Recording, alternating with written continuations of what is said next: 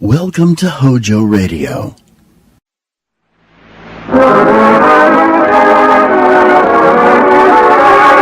Hello, everybody, hello. Halo is the shampoo that glorifies your hair. So hello, everybody, halo. For softer, lively curls and brighter, sparkling hair. So hello, everybody, halo.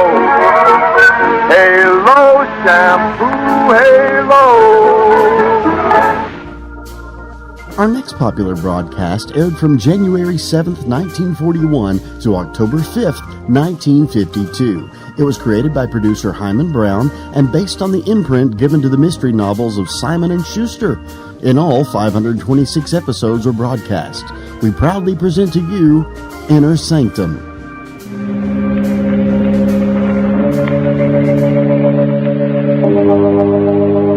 Lipton Tea and Lipton Soups present Inner Sanctum Mysteries.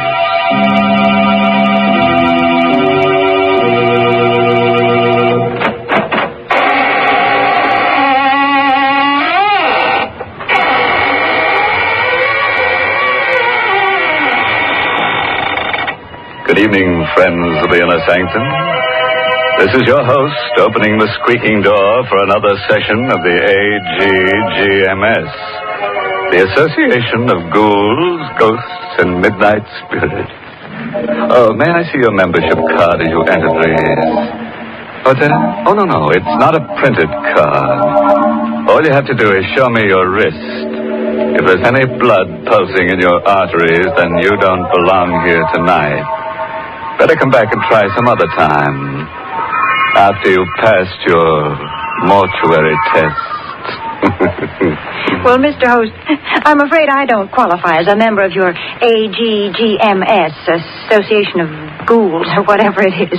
But I am a charter member of the ILLB Society. The ILLB? What's that, Mary? It's a new one on me. Why, those initials stand for I Like Lipton's Best. To join this club, all you have to do is see that the tea in your teapot is always Lipton's. The club password isn't a word at all. It's that familiar sound of appreciation, mm-hmm. For really, Lipton tea is delicious, as zestful and spirited as can be. And the reason? Very simple. It's Lipton's brisk flavor. Brisk, you know, is the tea expert's own word for the lively, full-bodied flavor of Lipton tea. That brisk flavor has made a lot of friends, for more folks buy and enjoy Lipton's than any other tea in the world. So try a cup of Lipton tea yourself. I know you'll say, as so many others do, I like Lipton's best.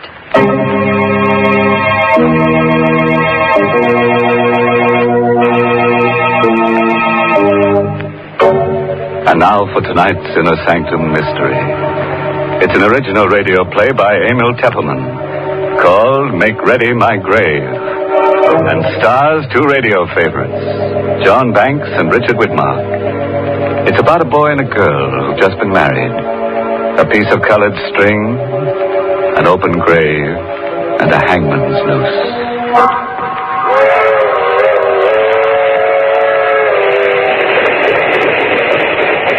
That train is the Southeast Limited. See it? Long, sleek, and powerful, clicking off the miles on the humming rails. A masterpiece of 20th century mechanical perfection. Nothing about it to suggest lurking hate, or fear, or superstition, or death.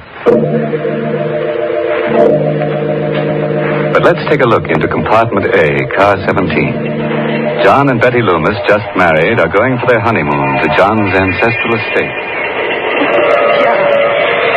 John, I'm so happy. How soon do we get to Louisville? In about an hour, Betty. Just think, I married into one of the oldest families in the state. I hope you'll be very happy, darling. Oh, I will. You do love me, don't you, John? Of course I do, baby. I'll always love you. Always. No matter what happens. What do you mean, no matter what happens? What could happen? John, something's bothering you. No, it's nothing at all. You're hiding something. There's something you haven't told me. It's nothing, Betty. It's nothing to worry about. You don't want to tell me? No, not now. Maybe later. Why are you playing with that piece of yellow string? What?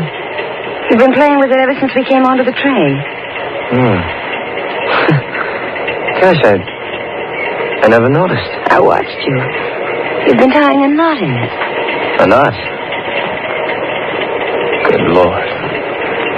I must have tied it without knowing what I was doing.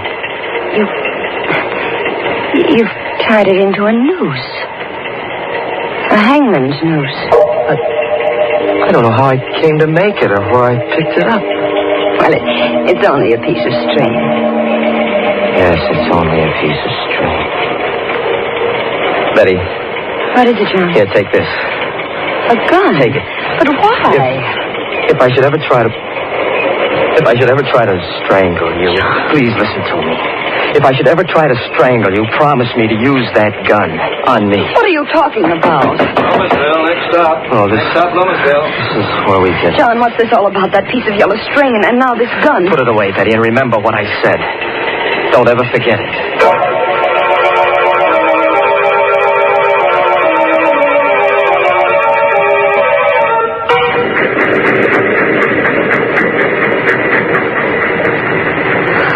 It's so dark here. This is just a way station. The train only stopped here to let us off. Otherwise, it goes right through. Oh? I thought Loomisville was a big town. Well, it used to be 100 years ago, but now there's only the Loomis estate. Are we far from the estate? About 2 miles. Old Herman Galt should be here to pick us up in the station wagon. Herman Galt? Mm-hmm. He's the handyman. There's been a Galt working for the Loomis family for the last 150 years. John, I don't like it here. Dark, that wind. The devil can Galt be? I wrote them what train we were taking. I'm right, Mr. John. Oh, Galt, you frightened my wife. I'm sorry, ma'am, if I scared you. Oh, that's all right. It was just the way you spoke so suddenly out of the darkness. If you'll follow me, I've got the station wagon back here. John, he doesn't like me. Galt? No, that's just his way. He's very devoted to the family. Wait till you get to know him. I don't think I care to.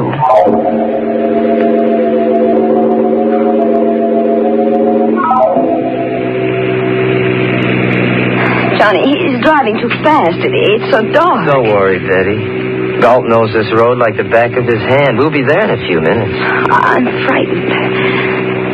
Darling, please, tell me why you gave me the gun. No, I can't tell you now, Betty. Maybe after you meet Uncle Everard. John. What? What's that in your hand? Where? Oh.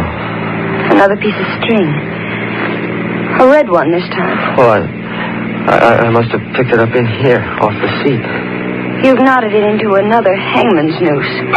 Galt. Yes, Mr. John. This piece of red string, did you put it here? No, sir. Then how did it get here? You ought to know. Yes. Yes, I ought to know. Galt, why are you stopping here? We're home, ma'am. This is the entrance to the Loomis estate. I've got to get out and open the gate. I'll be right back. Betty, I've got to get out, too. I've got to see for myself. See what, John? You stay here, Betty. Stay right where you are. Wait a minute, I'm coming Go back, too. Betty, get back in the car. Mr. John is right, ma'am. You shouldn't go with him. Take care of her, Galt. I won't be long. Galt, where's he going? That is the Loomis family cemetery. What does he want to see in there in the middle of the night? He'll tell you himself, ma'am, in due time. No, I'm going to find out right now. Better not, ma'am. Better come. John, wait for me. Betty, I told you to stay I'm in the going car. with you. I want to know what there is in that Get cemetery. back in that car. I'm your wife now. I have a right to know what this is all about. I'm going with you. All right, if that's the way you feel about it. But hold on to that gun I gave you. Keep it in your hand all the time. John, why? You'll find out soon enough. This is the gate of the family cemetery. All the Loomises and their wives are buried here. It's so shadowy. White tombstones look like ghosts. Hold my hand, John. No. Just hold on to that gun. John, whose grave is this with the high tombstone? My great-grandfather's. Stuart Loomis. He founded the Loomis estate. This is my grandfather's grave. His wife. Here's my father. My mother. And that's all? That should be all. What do you mean? Come over here. This is what I came to see. This is what I've been afraid of. John, it's an open grave. Freshly dug. Yes, Betty. It was just dug tonight, but... Who is it for? Betty, darling. I'm afraid it's for you.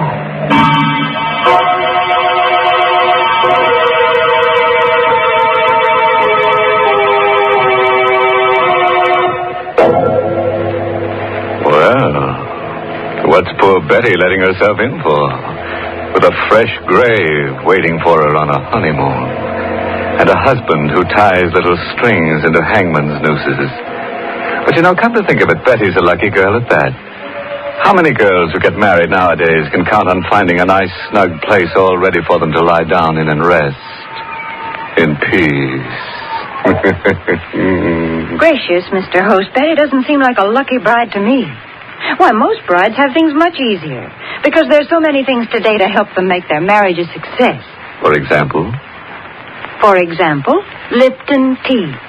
With Lipton tea on the pantry shelf, a young bride today has a much better chance of making her home a happy one. Just the other day, I was talking to a friend who just got married. As we sat there in her kitchen, sipping our Lipton tea, me occupying the only chair, and she perched on the kitchen stool, she said, Mary, it was silly of me to worry about being able to cook the things Jack liked. It's not nearly as difficult as I imagined. Take this Lipton tea here. It answers the whole beverage problem as far as Jack is concerned. He's happy as long as he has Lipton's morning, noon, and night. Well, I told her I could understand that, because most husbands I know about are partial to Lipton tea. And it's because of the extra satisfaction that's in Lipton's wonderful brisk flavor. Satisfaction, did I say? You just try Lipton tea and see if that isn't an understatement. Try Lipton's tomorrow.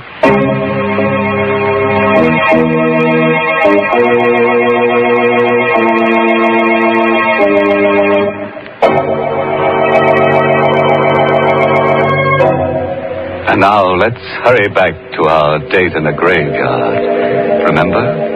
With poor Betty, whose husband has just told her he's afraid the freshly dug grave is for her. John, what do you mean? Who dug this grave for me? Who? If I told you, you'd think I was crazy. No, you've got to tell me. If I'm in danger, I have a right to know. Was it God? Your Uncle Everard? No, at least I don't think so. His wife, Christine. Betty, do you believe that a ghost could dig a grave? Ghost? Do you mean I'm in danger from a ghost? Oh, I told you you'd think I was crazy. John, why are you looking at me like that? I don't know. Betty, have you got that gun with you? No, I left it in the car. What good would a gun be against a ghost?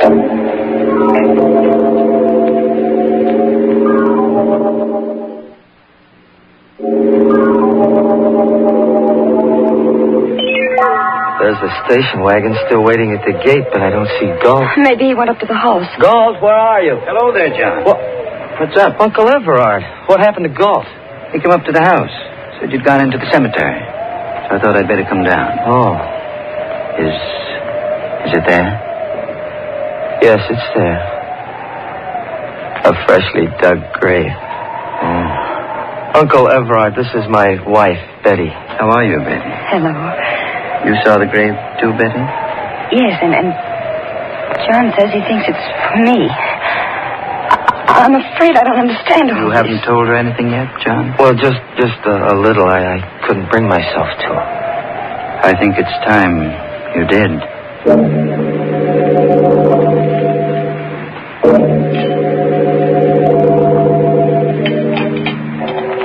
More tea, Betty? Thank you, Uncle Everard. I will have a little more. You, John? No, thanks. Too bad Christine is ill. She's upstairs in our room. But I hope she'll be better by tomorrow. You can see her then. Maybe. What do you mean? That grave out there. Maybe it'll be filled tomorrow. John, don't you think it's time you kept your promise to tell me what this is all about? You tell her, Uncle Everard. Well, Betty, there's a ghost in the Loomis family. That's it in a nutshell. Oh, I see. And it was a ghost who dug that grave. I know it sounds mad. But after 150 years, we Loomises have come to the conviction that it can't be anything but a ghost. 150 years? You mean... John's great-grandfather, Stuart Loomis, settled this strip of seacoast under a patent from the colonial governor. There's his picture over the fireplace. He doesn't look much like you, John.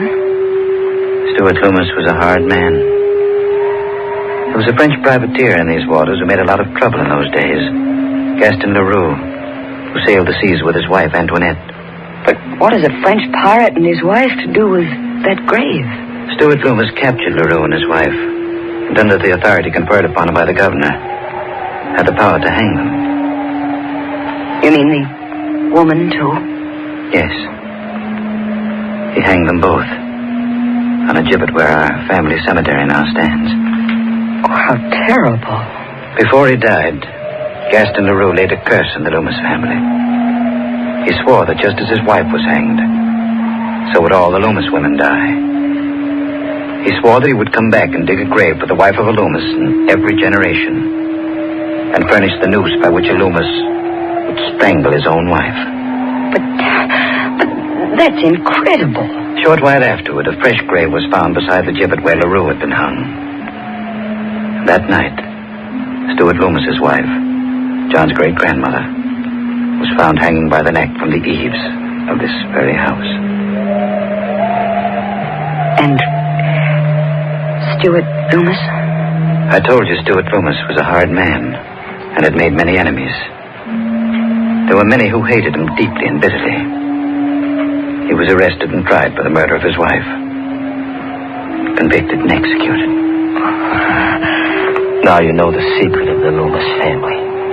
But, John, that still doesn't prove there's a ghost. No, that one incident doesn't prove it.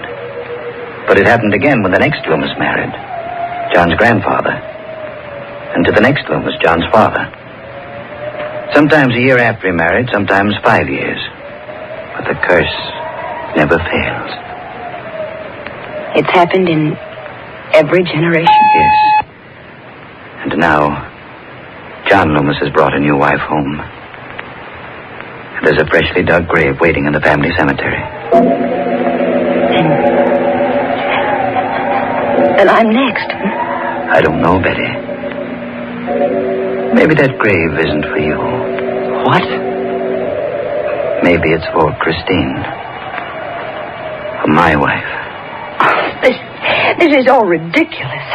A ghost couldn't dig a grave, make John strangle me to death. Uncle Everard, you can't believe such a legend. It can't be true.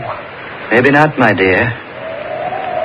But the graves of the strangled Loomis women are out there to prove it.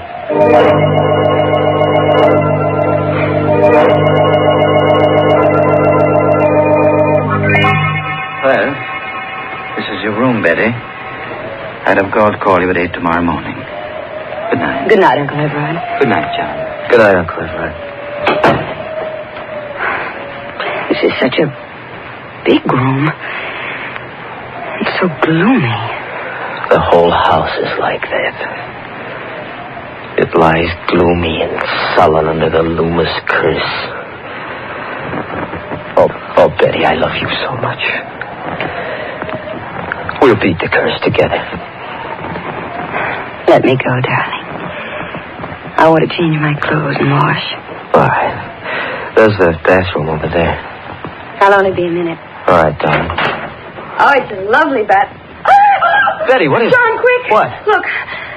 Hanging from the shower bar. What? A hangman's noose. It's a real one this time. Of rope. Ready to hang someone. Who put it there? It's the Loomis curse. We can't get away from it. No ghost could have hung that rope there. Let's call Uncle Everett. All right. Have you got the gun with you? No, it's in my handbag. Get it. But Get it, I say. All right, John.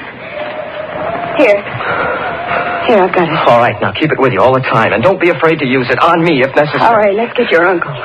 This is his room. I wonder if I ought to wake him. It might upset Aunt Christine. She's sick. We've got to wake him. Better knock harder. Well, it wasn't locked. Call him. Uncle Everard? Uncle Everard? He doesn't answer. But there's a light in the room.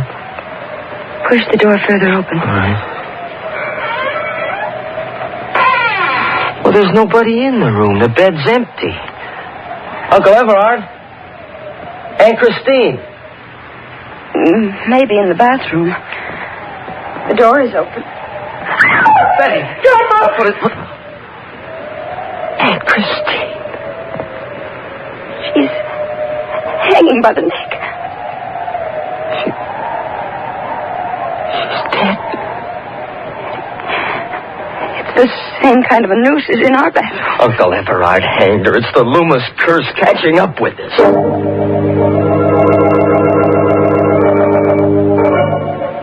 Oh, Galt, any trace of Uncle Everard? I searched the whole house, basement to attic, not a sign of He him. must have gone out. Come along. But it's raining. We've got to find him, Betty. Come on.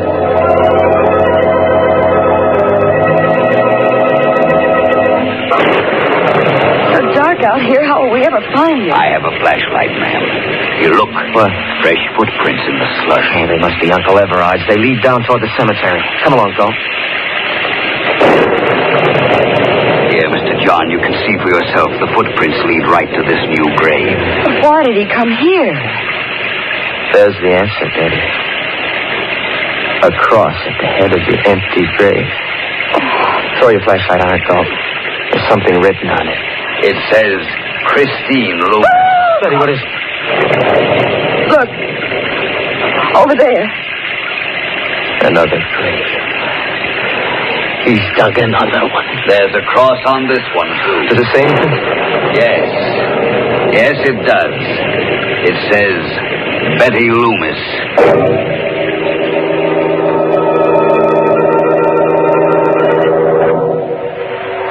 John, sit close to me. That portrait of Stuart Loomis over the fireplace looks so real. It frightens me. Now remember, Betty, whatever happens, hold on to that gun and don't be afraid to use it tonight. Where is Gold? He ought to be here soon. He went to look for some weapons. Here I am, Mr. John. God, you always frighten me coming in so quietly. I'm sorry, ma'am. Here, Mr. John. These ought to be pretty good weapons. Size? Yes, I had them sharpened only the other day. They could slice a man's head off in one stroke. Take one, Mr. John. Thanks. But I'd hate to use it on Uncle Everard. If he shows up tonight, you'd better use it. Maybe he's come back into the house through the back way. I'll go through the house again if you'd like. This time I'll start with the attic. Be careful, Galt. I will, Mr. John, John. I don't like him. So? And I don't think he likes me either. That's not true. Darling, what's that? Must be Galt in the attic. Help, Mr. John! Help! You must have met Uncle Everard hiding up there. Stay right here, Betty, and hold on to that gun. John, be careful. Don't worry, just take care of John, come back. I'm frightened. I'm afraid to be alone.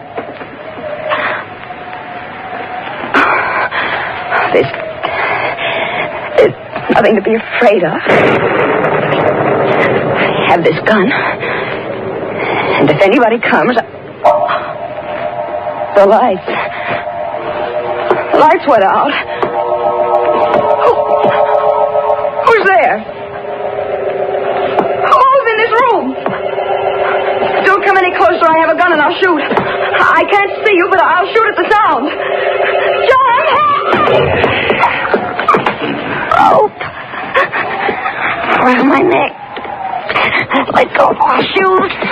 It's not loaded. I took the bullets out when you left it in the car. Galt. Yes, ma'am, it's Galt. Mr. John is busy up there in the attic with the body of Mr. Everard. I killed him, too. And when Mr. John comes downstairs, he'll find you. And I'll cut him down in the dark with my scythe. Why? There were others besides the pirate LaRue who hated Stuart Loomis. Like my own great-grandfather, he was in the service of Stuart Loomis, and he hated him. When LaRue laid the curse on the Loomises, my great-grandfather decided to make it come true. It was he who strangled the wife of Stuart Loomis. Through the years, the Gaults from father to son have handed down their hate. You're mad. Maybe. I'll tighten the noose and finish Betty, you. where are you? Why is it dark in here? Betty! John, look out, it's Galt. He has a fire. So will I. John!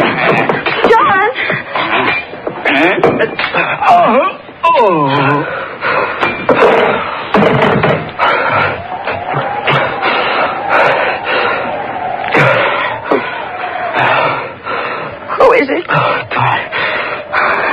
Darling, where are you? Here, John, here. Oh, darling. Betty, we finished forever with the Loomis curse.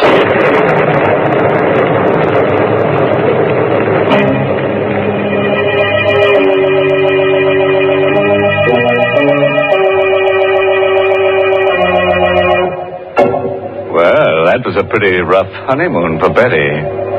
But, you know, there's a lesson in her story for forgetful wives. Yes, if you keep tying little colored strings to your fingers to remind you of things and you still can't remember them, why not try a rope neatly tied around your neck? It's sure to help you forget. Oh, dear, Mr. Host, there you go telling our listeners how to forget things when I've got something for them to remember. Oh, I didn't realize that, Mary. What is it you want them to remember? It's Lipton tea, folks. And you don't need any string tied on your finger or any such reminder. To make sure you get it when you visit your grocer's tomorrow, just remember that Lipton's is the tea with the wonderful brisk flavor.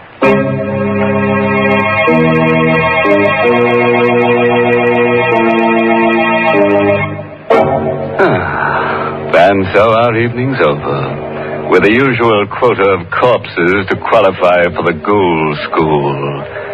We're working on a special matriculation for bachelor ghouls. In case you didn't know, a bachelor ghoul is one who believes that two can die as cheaply as one. Oh, by the way, this month's Inner Sanctum mystery novel is I Hate Blondes by Wolf Kaufman. And next week, the makers of Lipton Tea and Lipton Soups will bring you another Inner Sanctum story directed by Hyman Brown and called Dead Man's Turn. It's a little night course in murder, that's all. As you have your choice of majoring in choking, shooting, drowning. But why don't you just listen in to Inner Sanctum next week and you'll get all the inside dough. Until then, good night. Pleasant dreams.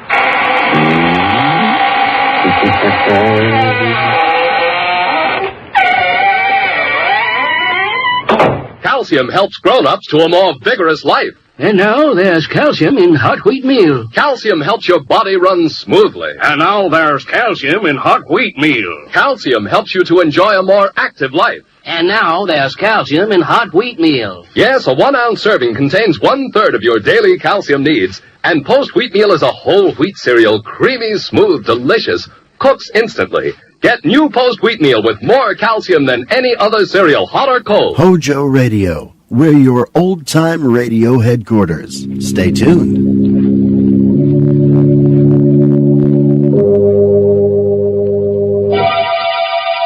Lipton Tea and Lipton Soups present Inner Sanctum Mysteries.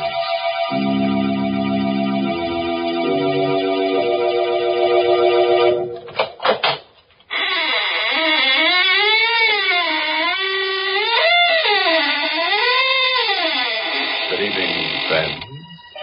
This is your host to welcome you once again to the Inner Sanctum. Do come in and join our circle, but watch out you don't get double-crossed.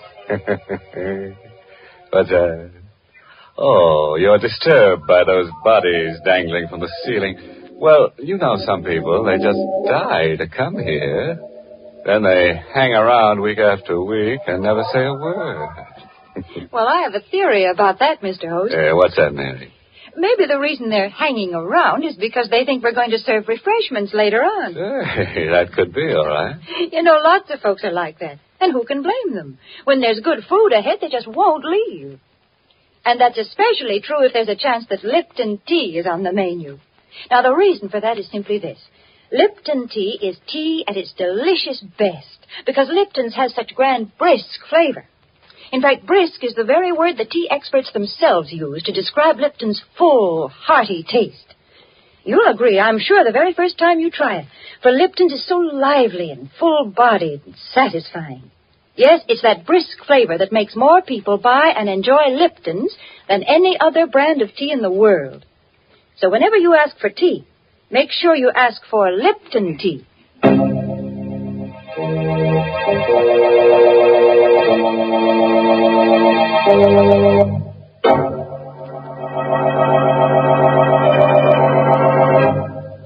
And now, friends, draw close your chairs.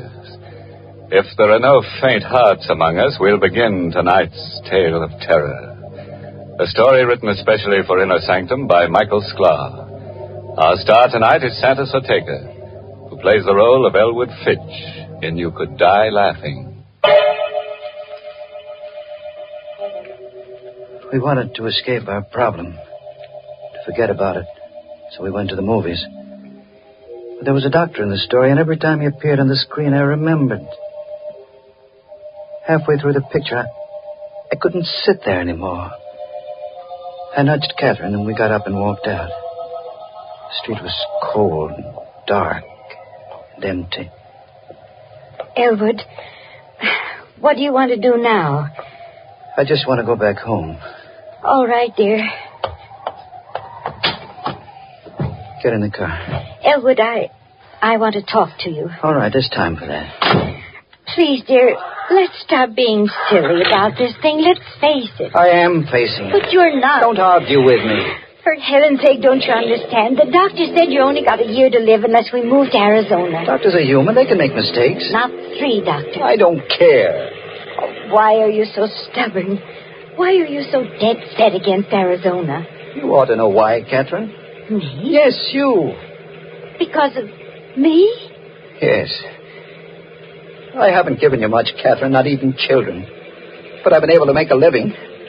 We've been able to get along. What would I do in Arizona without a job and without money? Elwood, slow down. I can still drive a car, Catherine. You're speeding. Let me alone. Passing through a red light. Elwood, that man crossing the street. Look out,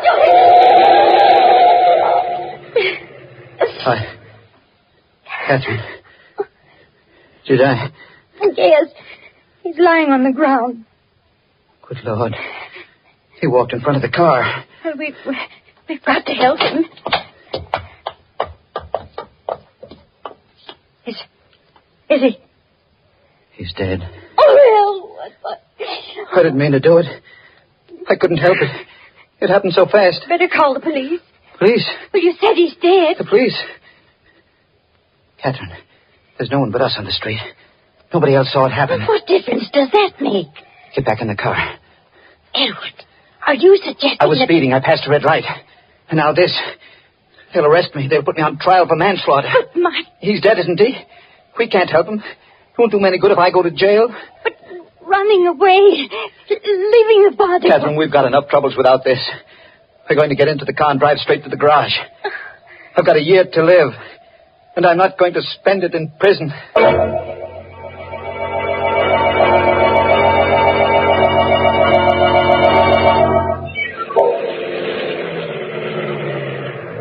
Good evening, Mr. Fitch. Want me to put the car away for you? Yes. Show must have let out early, huh? We didn't stay to the end, Anne. I didn't care for the picture. Ah, them pictures. I always tell my wife. Say, what did you hit? Hit?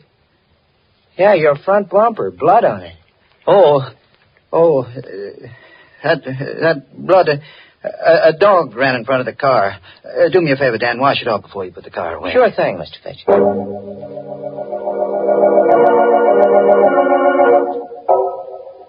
I didn't sleep well that night.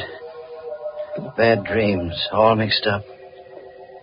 About doctors. They all looked like the man lying on the street. And their faces were covered with blood. I woke up exhausted. Breakfast is on the table, Elwood. Just a moment. That newspaper can wait. Your toast is getting cold. Oh, here it is. What are you looking for? The story. You mean last night?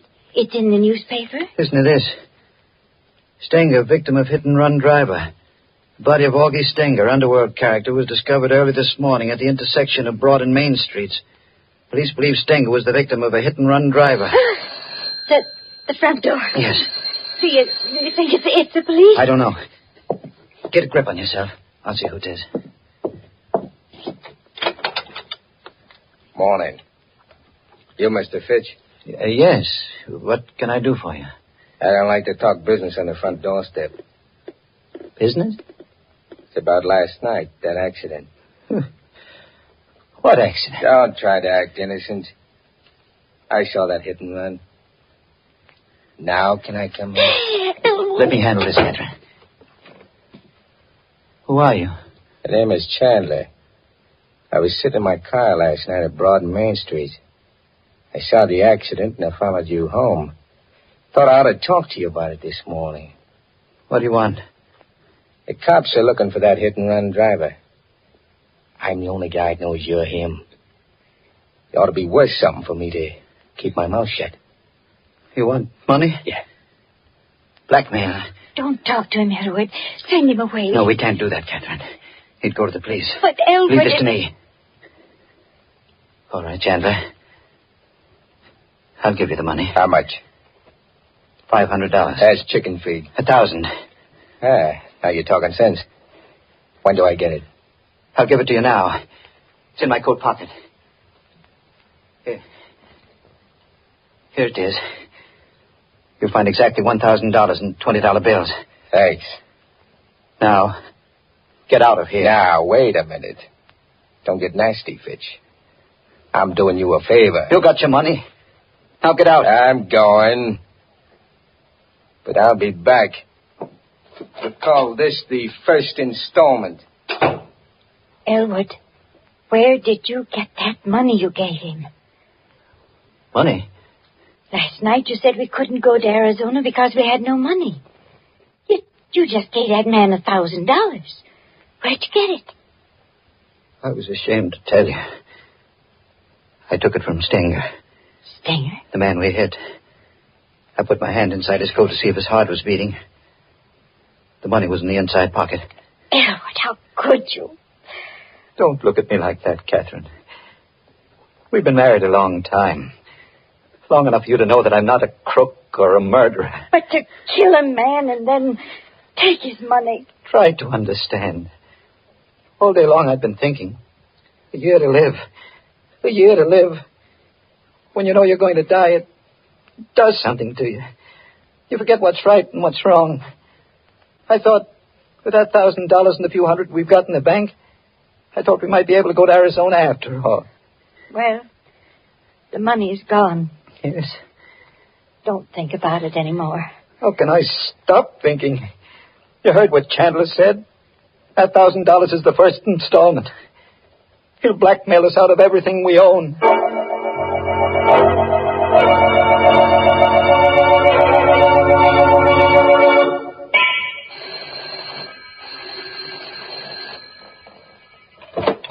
Chandler. Shut the door, quick. Who is it, Catherine? Shut that door, Mrs. Fitch. You were here only yesterday. What do you want now? The cops are after me. You and me on the same boat. What have you done? What do they want you for? Murder. Murder? You shouldn't have come here. I figured this place ought to make a pretty good hideout. No. You can't stay here. Who's going to stop me? I won't allow it, Elwood. I won't have this man in my house. All right, cut the squawk. No. I stood a lot in you, Chandler, but stay away from me. Don't you dare touch him. Elwood! Oh. Elwood! Don't cry, Captain. I'm all right. Any more back talk, Fitch? No. Okay. I'm moving in.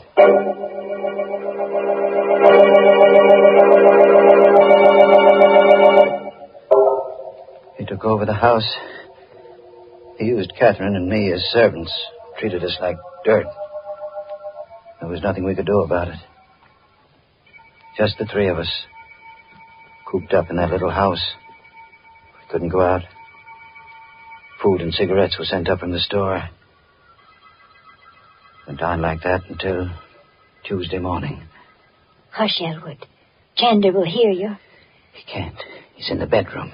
You're going to give yourself up? I can't stand this anymore. I can't stand it. Well, do what you think is best, darling. I've made up my mind. Rather than put up with that man, I'd prefer to go to prison. I'll call the police right now. Hello, operator. Get me police headquarters. Got a pal at headquarters, Fitch? Hey, Chandler. Don't point that gun at me. Cancel that call.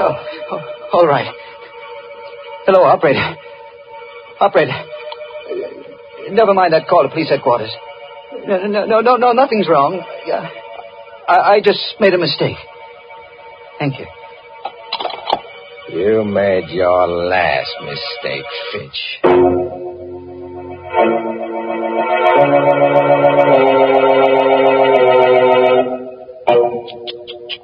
Imagine that black villain, Jack Chandler.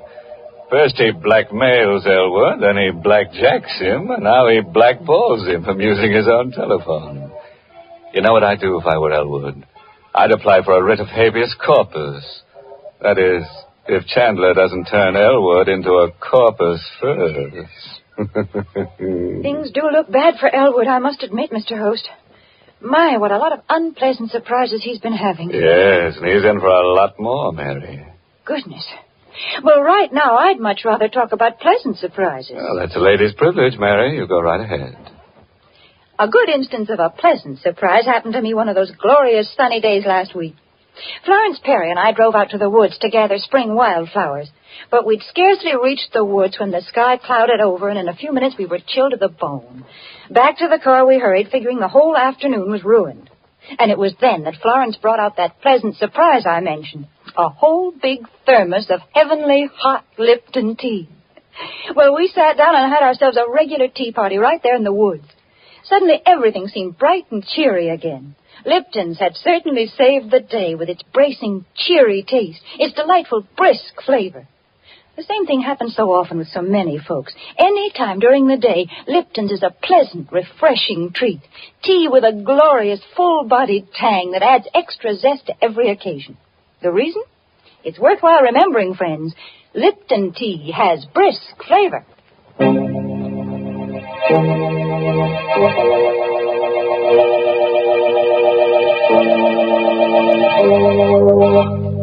Now, friends, let's get back to those lovely people, Jack Chandler and Elwood Fitch.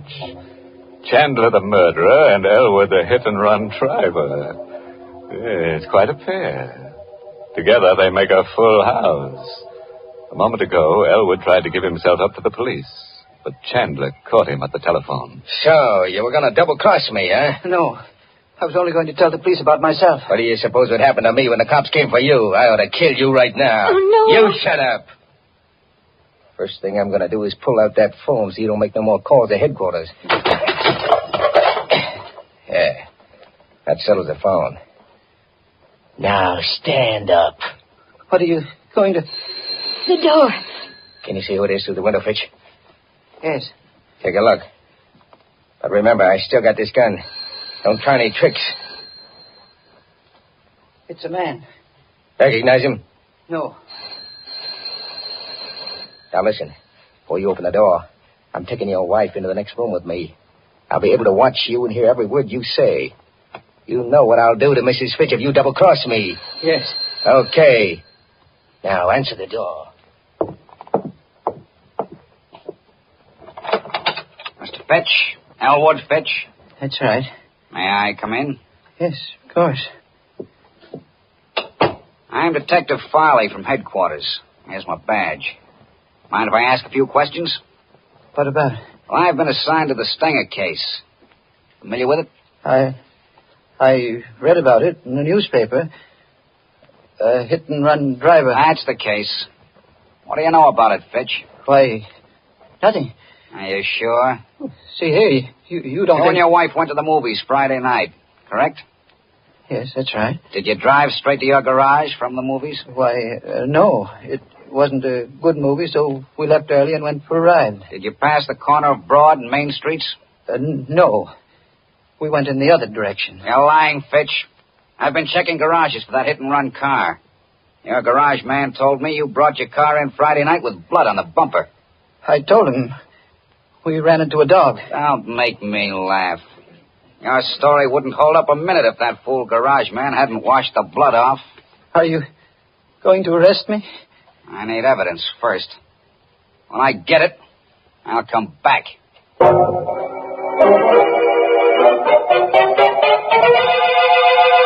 Blood on the bumper. That cop is wise to you, Fitch. He said he'd be back. Sure. He'll be snooping around looking for proof. Yeah, this is one heck of a hideout. I'm leaving. You're going away? Yeah, glad of that, ain't you? Well, you got nothing to celebrate. What do you mean? I need time, plenty of time to get away from the city. I'm not going to leave you here to squeal to the cops as soon as I'm out of the door. We wouldn't tell the police. Yeah, I'm going to make sure you don't.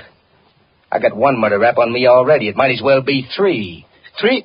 Elwood, he means... Listen, Chandler, I swear we won't tell. Why should we?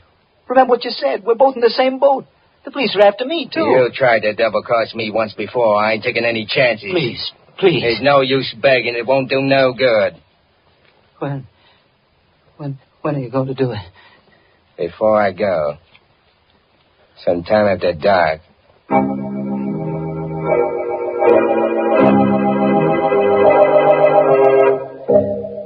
The rest of that day was a nightmare. Chandler wouldn't let me separate from Catherine. Everywhere we went, everything we did, he was always behind us with that gun in his hand. The gun. I had to take it away from him. He was much younger than I, big and tough. But I had to try. I watched for my chance. It came late in the afternoon. He was lighting a cigarette. He put the gun down on the living room table while he felt in his pockets for a match. Both of us were the same distance from the gun. I made a dive for it. Hey, get away from that rod. No, let go. I can't for this. Catherine, help me. Grab his hand. Let go of me. Let go. Hold him, Catherine. Hang on to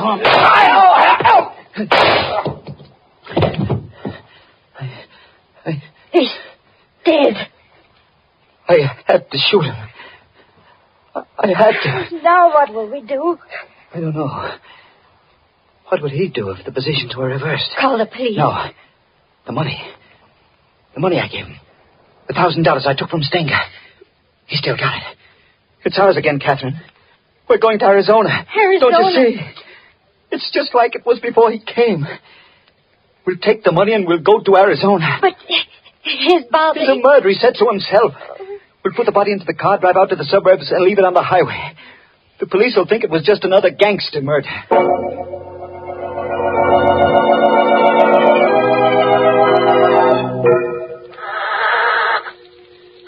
I was just able to squeeze the dead body into the luggage compartment. Hurry, Elwood. Let's get away before one of the neighbors sees us. Oh, my gosh. Now what's the matter? The gasoline gauge. It's almost empty. We'll have to stop at the garage.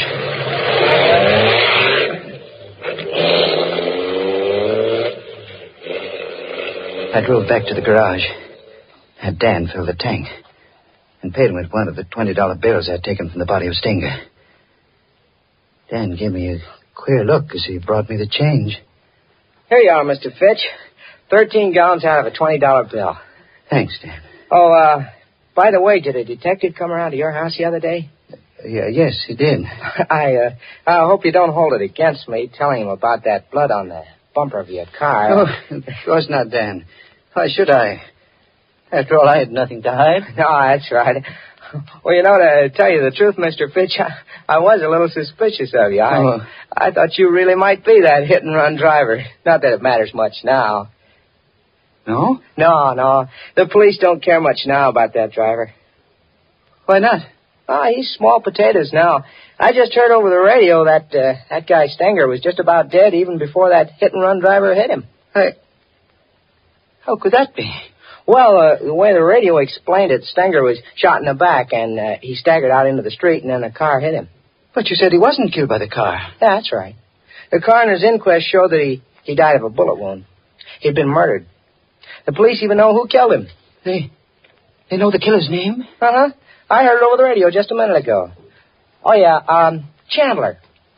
Jack Chandler.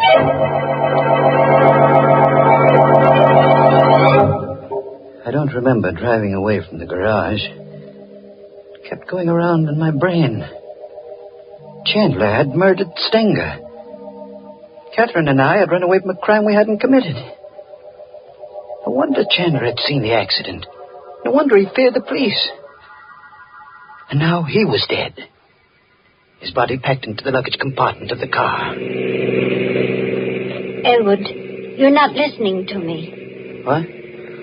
Oh, I was thinking about Chandler. That's what I was talking about. If he killed Stenger, why can't we go to the police and confess everything? Because we killed Chandler. But it was self-defense. Would the police believe that? They'd have to believe it. Even if they did, it would be murder in the third degree. They'd learn about the $1,000. I'd be held for trial. We'd never get to Arizona. No, Catherine. We've got to go through with our original plan. Elwood, that siren. It's a police car behind us. What are you going to do? They may not be after us. If they do stop us, let me do the talking. Hey, forward! Stop that car! Don't be afraid, Catherine. I'll handle it. Uh-huh. Middle-aged man and woman. You answer the description, all right. Name Fitch? Yes. What's the trouble, officer? There's an alert out for you. You bought gas back at your garage a few minutes ago. Paid for it with a $20 bill. That's right. Got any more of those bills on you? Why, yes. Hand them over. Here. Here they are. Uh-huh. Looks like it's all here. This is the stuff, all right. What stuff? What are you talking about? This money. It's counterfeit. Just like the bill you gave the garage man. Counterfeit? Phony money down to the last dollar. Move over. We're driving to headquarters.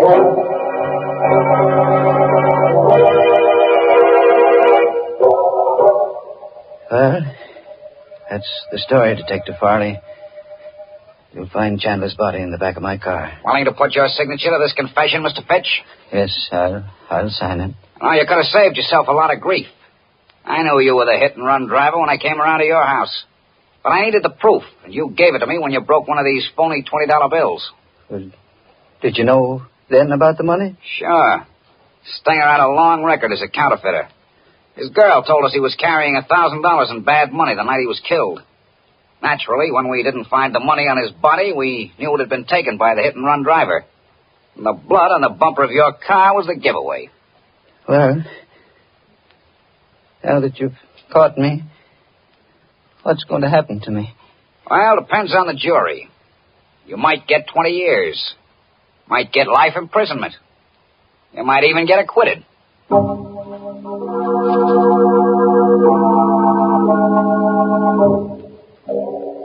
I'm in the courtroom now.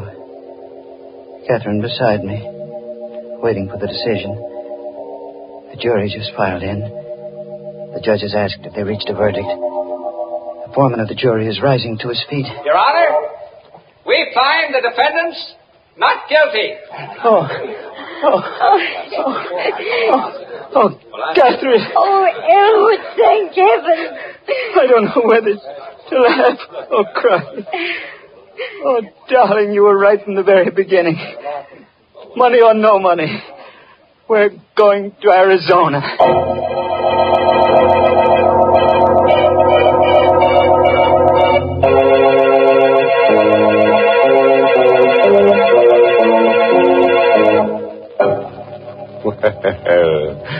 Fooled you that time, friend. Slipped you a happy ending when you weren't set for it. But that jury decision, I don't know. It sounded a bit fishy. But seriously, friends, do you like happy endings? I don't, but then some people do. You know, someday, just to make sure, I'm going to have some research organization take a gallows pole. Well, Mr. Host, that seems a lot of trouble to go to when there's plenty of proof right in front of your nose that says people love happy endings. And what is that proof, Mary? It's the way thousands and thousands of families every day top off delicious meals with delicious Lipton tea. There's a real happy ending for breakfast, lunch, or dinner, folks. Try it and see. In fact, so that you won't forget it, add Lipton tea to your grocery list right now, this very minute. It's the world's favorite tea, and you're always sure of getting tea at its tastiest when you get Lipton's. Because remember, Lipton tea has that marvelous brisk flavor.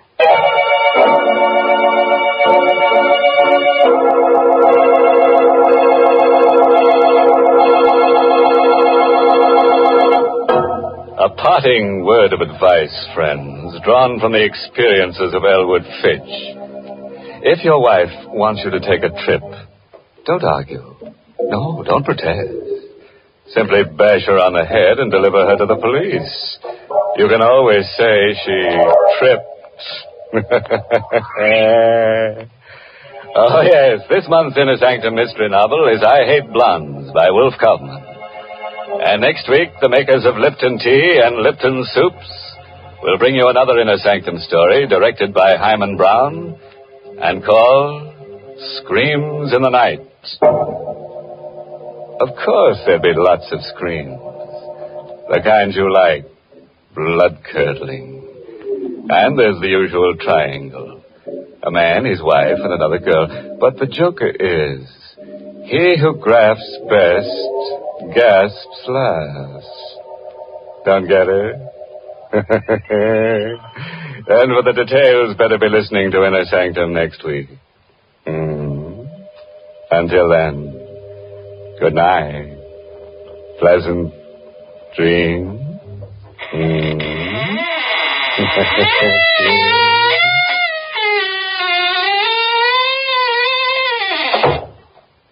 Let's begin at the beginning of the meal, friends, with the soup. If you want soup to be both delicious and easy to prepare, make it Lipton's noodle soup. Here's a soup that has real honest-to-goodness chickeny flavor. It's full of tender noodles, and because it comes in modern soup mix form, it saves both time and money. Lipton's noodle soup mix is quick to make, and it makes lots more than canned soups, yet costs less. Try Lipton's noodle soup. And tune in next week for another Inner Sanctum mystery. This is CBS, the Columbia Broadcasting System.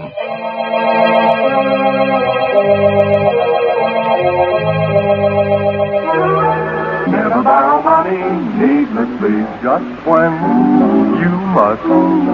Borrow then where loans are a specialty from folks you trust. Borrow confidently from HFC. Household Finance Corporation offices are listed in your telephone book. Our next broadcast is a supernatural fantasy series that ran from 1943 through 1945. There were 78 episodes produced altogether. The show's strength was stories from famous writers of the two genres, including Robert Louis Stevenson, Victor Hugo, Edgar Allan Poe, and even Charles Dickens. One of the more unusual aspects of the show was that there was no music, other than between scenes. Some have claimed that this lack of music helps to keep the show from being dated, as it remains fresh to this day. We present to you The Weird Circle on HOJO Radio.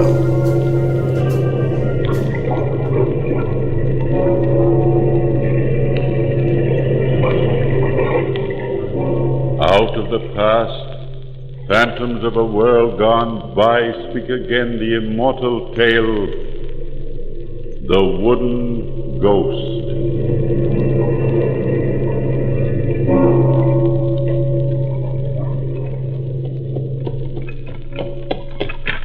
Men, hair down. Look yonder on the road. Well, what is it, Fandril? A man hailing us to stop. What shall I do? Where? I don't see a thing but darkness. He may be a highwayman. Do you have your pistol? Oh, yes, I see him now. Stop the carriage, Fandril. The man may need help. Now, Where did he go? Fandril, can you see him from your box up there? No, Mainherr. He disappeared. Oh, look, Mainherr, down. There in the shadows beside the road. A tall man in a cape and wide-brimmed hat. Fandril, drive on. Coachman, hold the reins. Mainherr, down. What shall I do? He's coming toward the carriage, Fandril. Wait.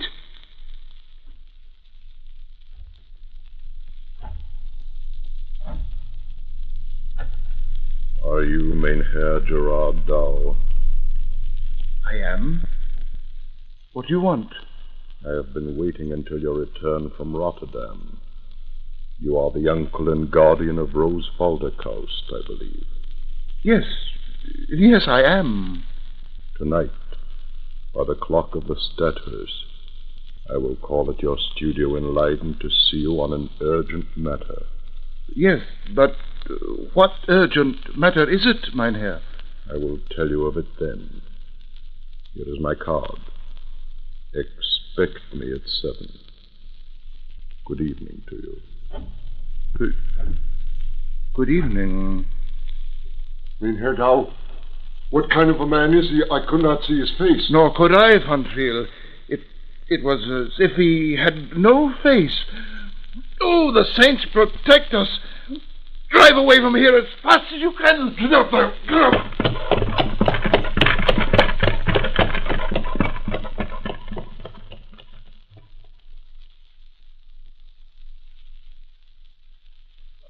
And I'll admit your good uncle's the best teacher in Holland, but without a shadow of doubt I'm his most promising student. But I can't understand how you, Rose Felderkoust, can expect anybody to paint a portrait of a man without a face. But, Godfrey, I told you I've never seen his face. Well, then when did you first meet him? Oh, long ago, when I was a little girl. And Uncle Gerard and I lived in Rotterdam. One day we went for a long walk outside the city and ate our lunch on the steps of an ancient house that's fallen to ruin. The statue was there, life-size, in a niche in one of the walls. It was carved of wood. Since that time, I've dreamed of him every birthday. You mean all this is a dream? Of course, you didn't think he was real, did you? Oh, the saints preserve us, he's a dream. Of course I thought he was real from the way you spoke of him. Well, perhaps he is after all. How else do the gold coins appear so mysteriously on my dresser every birthday? Why, Rose, my darling, I really think you believe in this dream ghost or whatever you call him. He wishes me well. He looks over me, brings good luck. Why shouldn't I believe in him? Of course you should if you want to. Rose, where are you? Here, Uncle Gerard, with Godfrey in the studio. Oh, I thought he wasn't returning till late tonight. Something must have happened. Oh, dear, what a trip. 2 hours of being bounced and jostled in one of Fandril's infernal carriages. I'll never rent another one from him, never. Was it so bad, Uncle Gerard? You do look tired. I do I? Well, I am. Oh, now, where's your new frock? Go, put on your new frock, Rose. Look pretty for Godfrey and for me this evening. But I was planning to wear it tomorrow on my birthday. But girls should always look pretty, birthday or not. You run along, Rose. Put it on. All right, if you say so. Dinner will be ready before long. Oh, there. She's gone. Godfrey, the most extraordinary thing happened to me on the road to Rotterdam just a little while ago. What time is it now? Oh, a little before 7. Oh, we've made it. Had to drive like fury, but we've made it. Godfrey, listen and I'll tell you what happened. Then he walked away quickly into the darkness. I tell you, my boy, the hairs on my head. Oh, there's the Stadthuis clock. Godfrey, don't leave me. You stay here. Face him with me. Of course I will, sir. Oh, but the card. What does the card say? Here, read for yourself. You'd better turn up the lamp a little. Yes, sir. Well, how strange. Risse van der Huizen. Rotterdam, Manor House of the Boom Key. Gentlemen. Godfrey! How do you do? Did I startle you? I'm sorry. My appointment was for 7, I believe. Yes, of course, it was for 7. Come in, sir. Welcome to my house. Thank you, but I can stay only a few minutes. This young man... Oh, forgive me.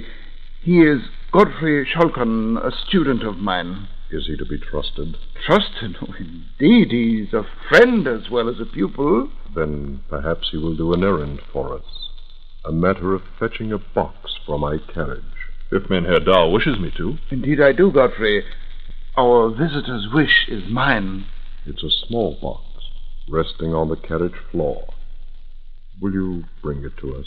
Why, I'll be happy to do so, sir. Now, what can I do for you, sir? You are the guardian of Rose Felderkaust, I believe. She is your ward? Yes, that's right. I am prepared to offer her 5 times the future she has a right to expect from a husband. You are asking for the hand of my niece. I don't believe she's acquainted with you. But it is a tempting offer from so fine a gentleman as you. Then it is only necessary to sign the engagement. I have the paper with me. But under the circumstances, well, I think it best to consult with my niece about such unexpected business. As you wish, after the engagement is signed. Here, there's ink and quill on the table. But let me call my niece. You are not content? Another day, sir, when I know my ward's inclination. Time is too precious, not another hour. But I do not know if... Write your name to the engagement. Yes, as you say. There. It is done. Speak of this to your ward when I am gone.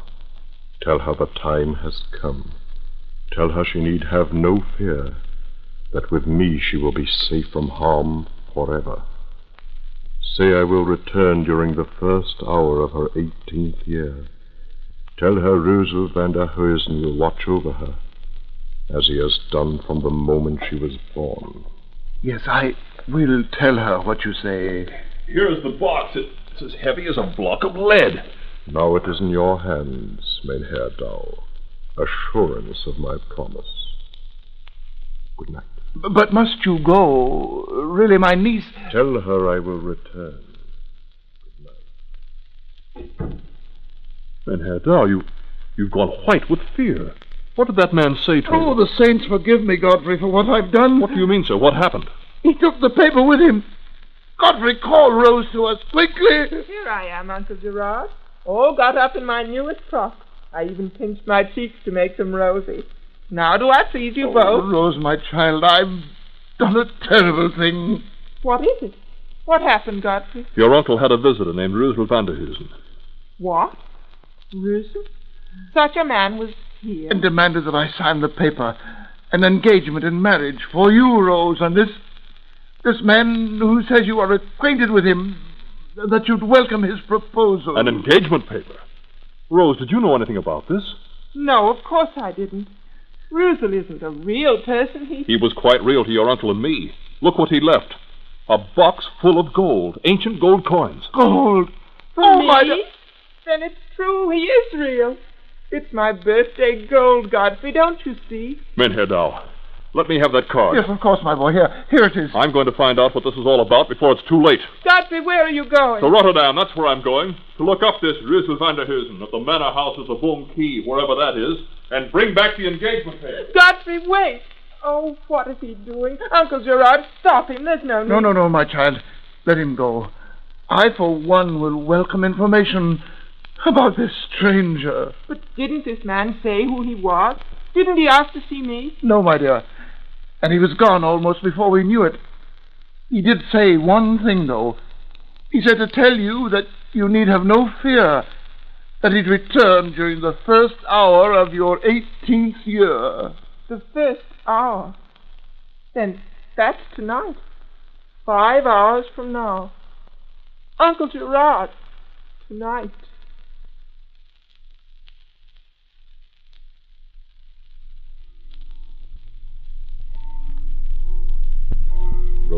Celtic house? Oh, who is that in the garden? It is I. Come to you as I said I would. You are Wilson. Of course. Don't you recognize me? Yes. The wide hat, the long cape. Just as I used to dream of you on nights before my birthdays. But I don't understand. I thought you were a recurring dream. And so I have been. Till now.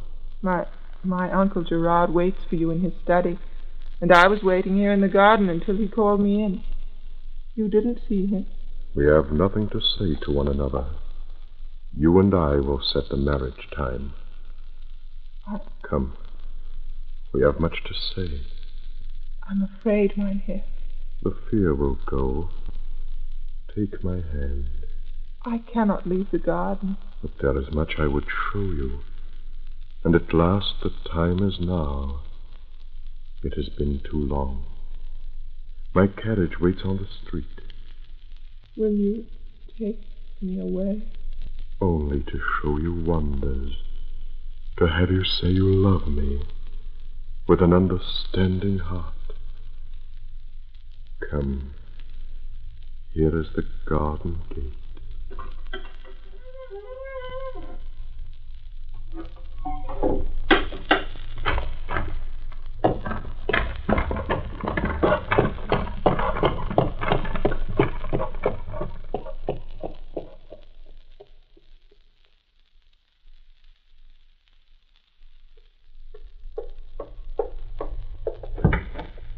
Mynheer Dow, where are you? Oh, Godfrey.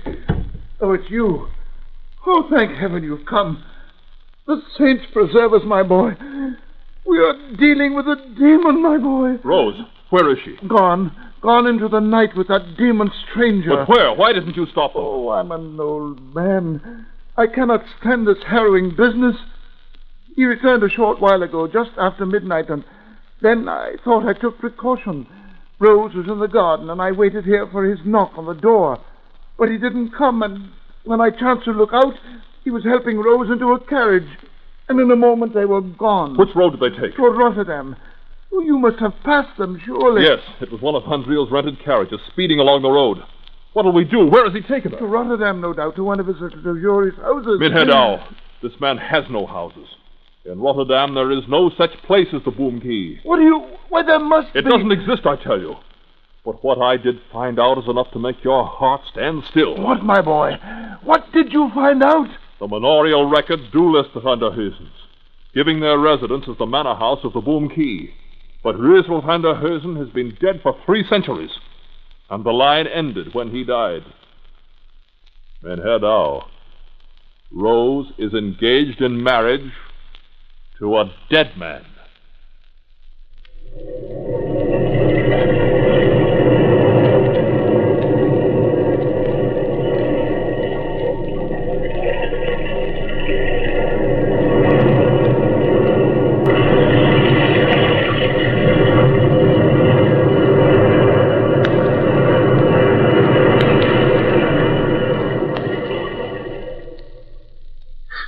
What, my boy? What did you find out? The manorial records do list the Van der Heusens, giving their residence as the manor house of the Boom Key. But Reuzel van der Heusen has been dead for 3 centuries, and the line ended when he died. Mynheer Dow, Rose is engaged in marriage to a dead man. A dead man? But, Godfrey, he was real. He was no ghost. How can you know that, Mynheer Dow? To us he appeared to be nothing more than a large hat and a flowing black cape. What is underneath them? A man or an invisible being? Well, and the gold, Godfrey. The coins are ancient ones, antiques. Even the dates, you see, more than 3 centuries back. His apparel, too. He wore a costume out of the past. But what shall we do? How do you look for a ghost? I don't know. But we must find them. And Rose, what can this dreadful sympathy be? There's bound to be more to this than we could possibly know. Mynheer Dow, the carriage. It was one of Van Driel's. I know it was. And this stranger must have rented it. Put on your coat. We're going to find Rose. But how, my boy? What do you intend to do? Van Driel will tell us where he was directed to go. If somewhere there exists a ghost world belonging to this dead man, we'll find it even if it's beyond the common strength of man to do so.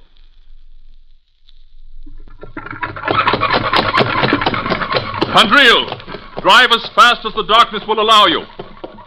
Are you sure you can find the place? I think I can. It was some miles this side of Rotterdam, by a little road that ran next to a canal. And Padril, did they just disembark in this deserted place on the road? That's right. He said drive until I saw two men standing to one side of the highway. But, Pandril, when did this stranger hire your carriage? Well, a little before midnight. I heard a loud knock on my door, and when I opened it, there he stood. What did he say? Said he wanted to hire a carriage. He offered me a whole sack of gold. Naturally, I couldn't refuse that, even if it were a funny time of night. He said he'd meet me in front of your house, Herr Dow. And you waited there? Until he came out of your garden gate with your niece. So, he told you then to drive toward Rotterdam until you saw these men waiting on the side of the road. What were they like? I really couldn't say, sir. I mean, it was very dark. I could only catch a glimpse now and then of their clothes. Looked very old-fashioned, they did, though. I think one was a footman and the other a coachman. Yeah.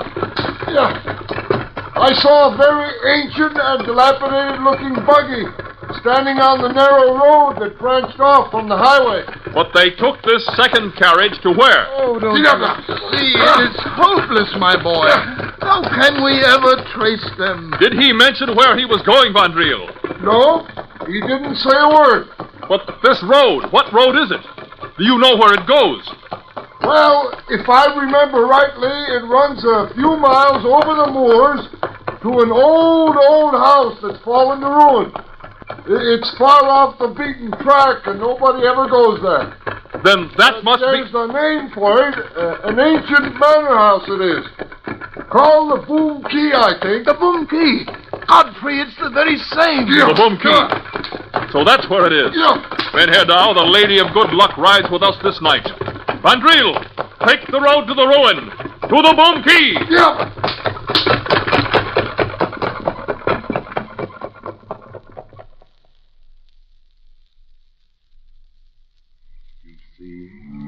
There is nothing to be afraid of, my Rose. We are at home. But let us come another time, Mynheer. It's so dark here, and there's lightning in the western sky. I will protect you, even from the lightning. Look, is the manor house of Boom Key to your liking? Boom Key? Is that where you brought me, Mynheer? It is our home, and you will be a lady here, with beautiful gowns and servants, anything you desire. I was here before, long ago. I know. I remember it well. You were a little girl then. But who are you? I don't ever remember seeing you before, except in my dreams. Mynheer, I don't understand. Who are you? I am one who has waited beyond the generations for this night, when you would come to me. But I'm afraid. I don't like it here, Mynheer. Take me away back home. Please take me away. I cannot now, my Rose. The risk is too great. Come. There is nothing to fear. Take my hand. No. But we have much to say. We must set the wedding day, and I would show you treasures and shower you with precious gifts. The statue. There in the niche. That's where the statue was. You remember it then? It was a statue of myself. Where is it now? Come with me. I will show you. But where would you take me? To the tower. There you can see the splendor of the Boom Key. All that I offer you. For a bit of affection in return. A bit of love in exchange for the outrageous riches of a king. Oh, take me away. Take me back.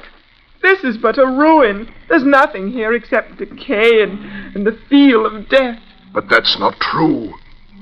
There is beauty here. I have tended it all these years, just for you. Then why do you hide from me now behind that cape and hat? Show me your face so that I won't be afraid.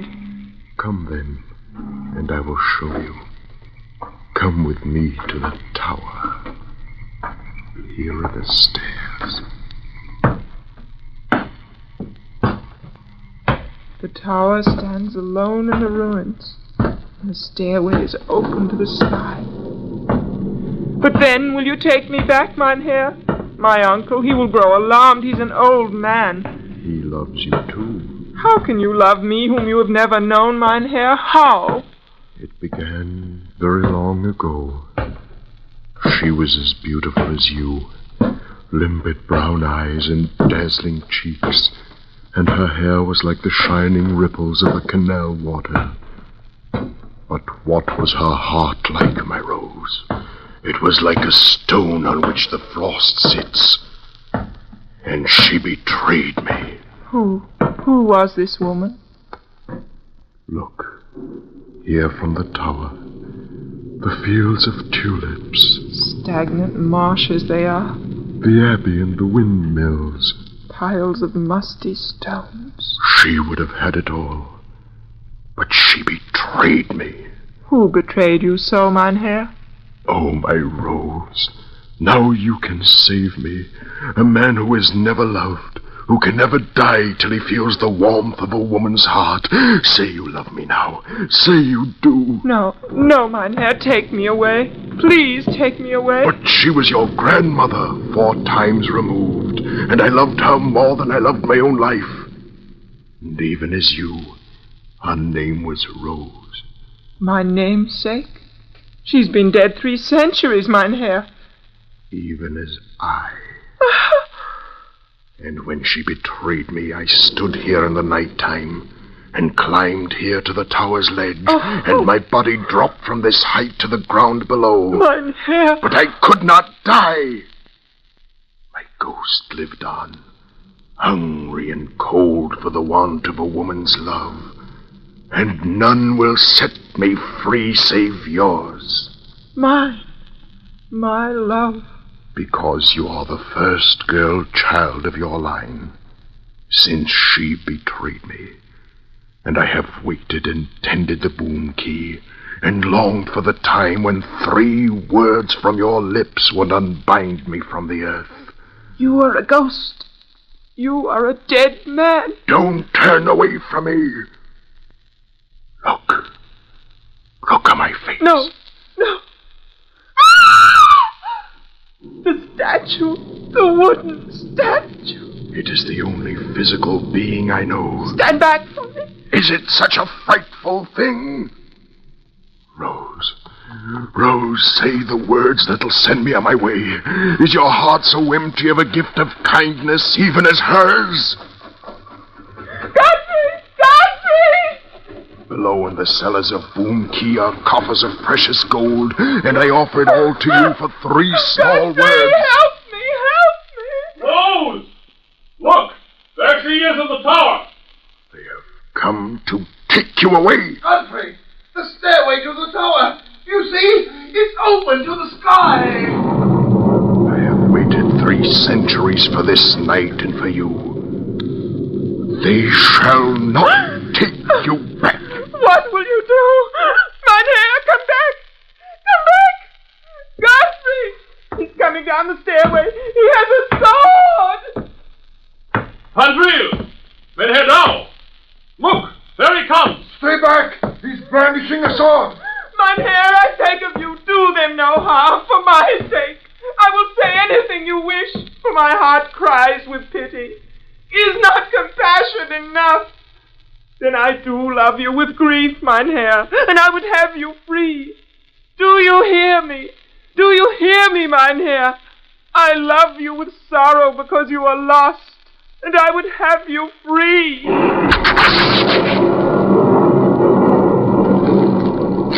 Look! The lightning struck him and he fell to the ground. The figure burns like kindling. Oh, what a terrible thing to see. Look, how straight it lies, like a statue of wood. Rose, Rose, oh, my darling, are you all right? Godfrey, I was so frightened, so afraid. But now it's all right. You're safe. And the ghost is destroyed. Look where it burns. He was a ghost in a wooden statue. A phantom caught between two worlds and belonging to neither. Come, my child. Let us leave this dreadful place. It's like a tomb here. Now he is dead, Uncle Gerard. When I said the words, did you see? The lightning set him free. Yes, my darling. We saw. And above all, he wanted me to say I loved him. He gave me the riches of a king, Godfrey, just to say I loved him. The carriage is waiting, Mynheer Douw. We're coming, Fondriel.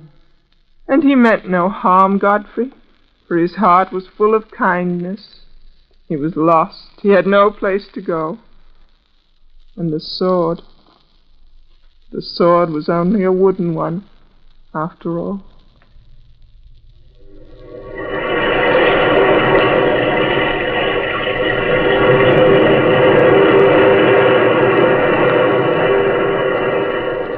From the time-worn pages of the past, we have brought you the story, The Wooden Ghost. Bellkeeper, toll the bell.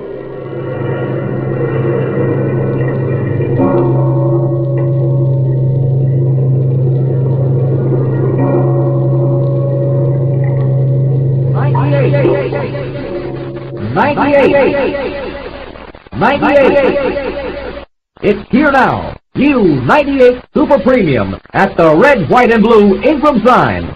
Power plus economy at your friendly Ingram oil dealers now. Here's a man that really appreciates that new Ingram power. Take a tip from me, Harlan Hill up the Chicago Bears. I'm a professional practice saver, and the red, white, and blue Ingram disc is the best catch I ever made. You can get Ingram's new 98 Super Premium gasoline at your friendly Ingram dealers today. This is another forward step by Ingram, a company that is producing for the present and planning for the future. Remember, you get power plus economy when you fill your car with Ingram's new 98 Super Premium. Watch for the Ingram sign. Get more gold for your dough with Ingram's new 98 Super Premium at the white Ingram pump with the red top. Get Ingram 98 Platinum Treated Gasoline at these friendly Ingram dealers. Stay tuned to HOJO Radio. Out of the past, phantoms of a world gone by, speak again the immortal tale, the last day of a condemned man.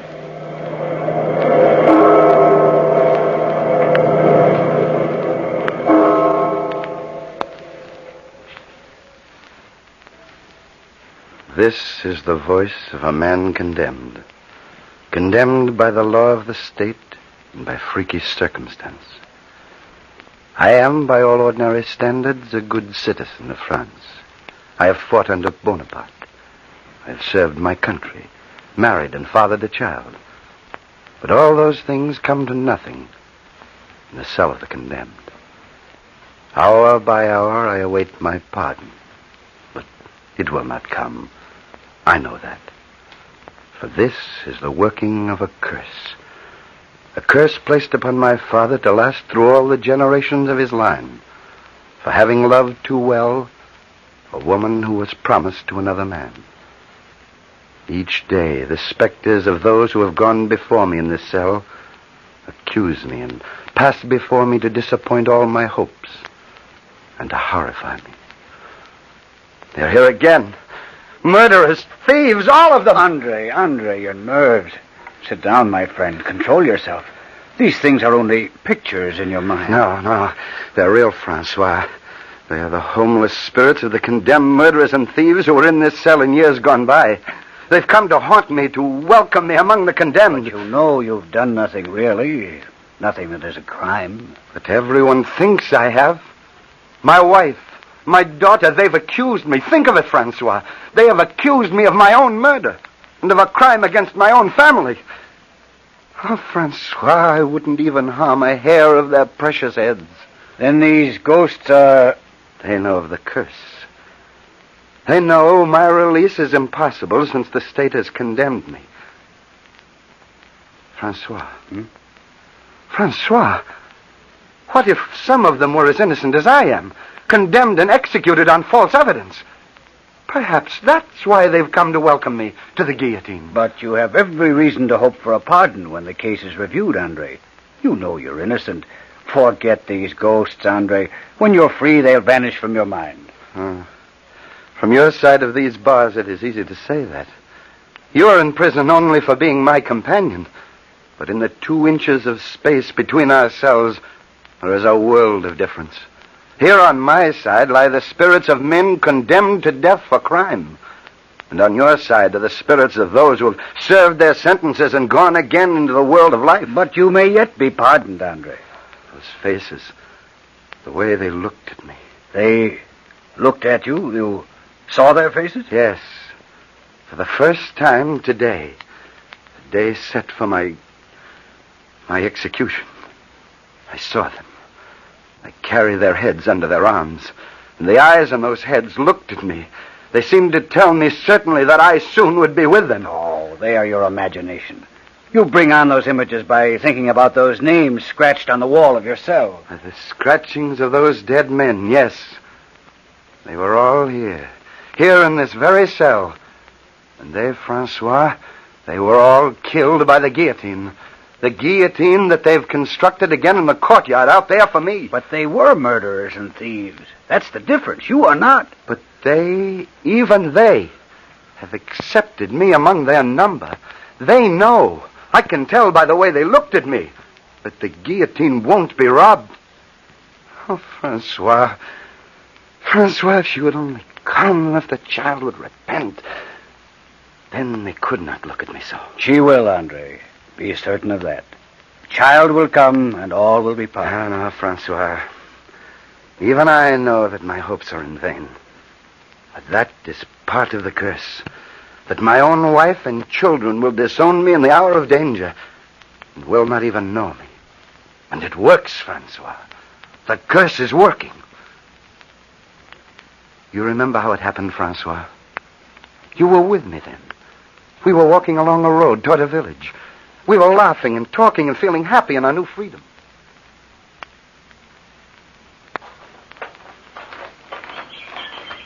Oh, just think, Andre. Tomorrow we'll be home. Paris, our wives, everything we've been dreaming of. Yep. Only a few days ago we were forgotten men, prisoners of war. Forgotten after the war was over and our Napoleon was defeated. We were still left to rot. That's the price of defeat. I know, Francois, but we have escaped from those horrors. This is France. That should be enough, I suppose. But think of home, Francois. Home after so long. Perhaps after so long, Paris will not be the way you imagine it. Perhaps it's changed. Paris? Never. Paris does not change. Not does home. Nor the heart of one who loves you as well as my Lorraine. My wife, Lorraine, loves me. Let us stop for a moment and rest, Francois. Tell me, aren't you anxious to get back to your wife and your child? My wife is dead, Andre. And we never had a child. I'm sorry, Francois. I didn't know. It's long past now, Andre. Thank you, though, for your sympathy. But I do know that tomorrow, or the next day, when we do come to Paris after this long journey, you will feel happy. And I'm glad for you. Thank you, Francois. I'm glad for you because there's never been a better companion, Andre. Through everything, we've never had trouble. You are, I believe, the gentlest man I've ever met. And you too, Francois. I've been a good companion. But a tired one, eh? Perhaps. But I suppose anyone's entitled to that after what we've been through. But here, my stomach's crying for food. I'll go on into the village alone and see what I can get. That's better anyway. You're better at getting people to give us food than I am. Just think, after tomorrow we'll never beg again. If you don't come back within a short time, I'll follow you into the village and help you, should you have fallen into trouble. Oh, there will be no trouble. People don't mind giving to poor, tired soldiers like us. I'll be back, Francois. I'll meet you here.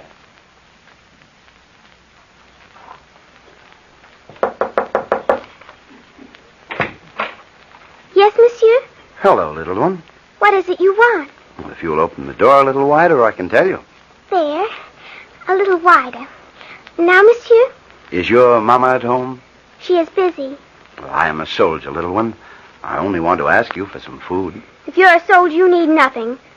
But you don't look like a soldier in those dirty clothes. I don't believe you. What is your name? Never mind. I don't like you. Go away. But I wouldn't hurt you. I don't care. Go away. Go away. Somehow you look... Yes, you do look like another little girl I know. She'd be just about your age, too. Who?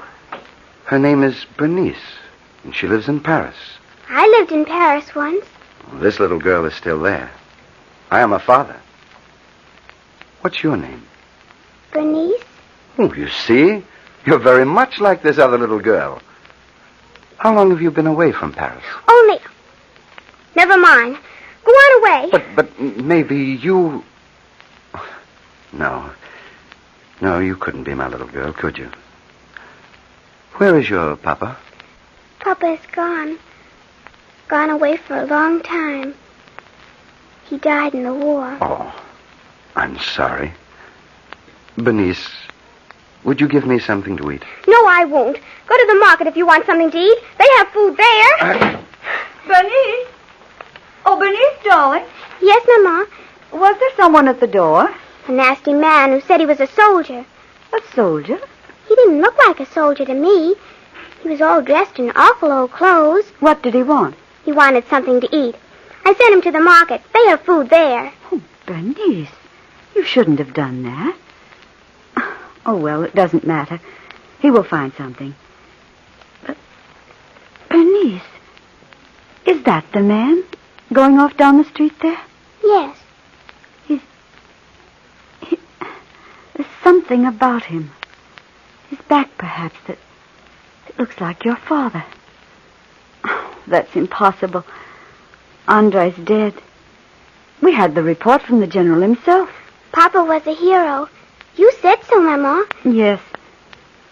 But sometimes, darling, I wish we hadn't moved from Paris quite so quickly after we heard. Perhaps... Sometimes I think there might be a chance that he'd come back. But these aren't things for you to worry about. Darling, I want you to run down to market and buy a loaf of bread for lunch. We'll need it. Here's the money. And do be careful, darling. Yes, Mama. I'll be right back.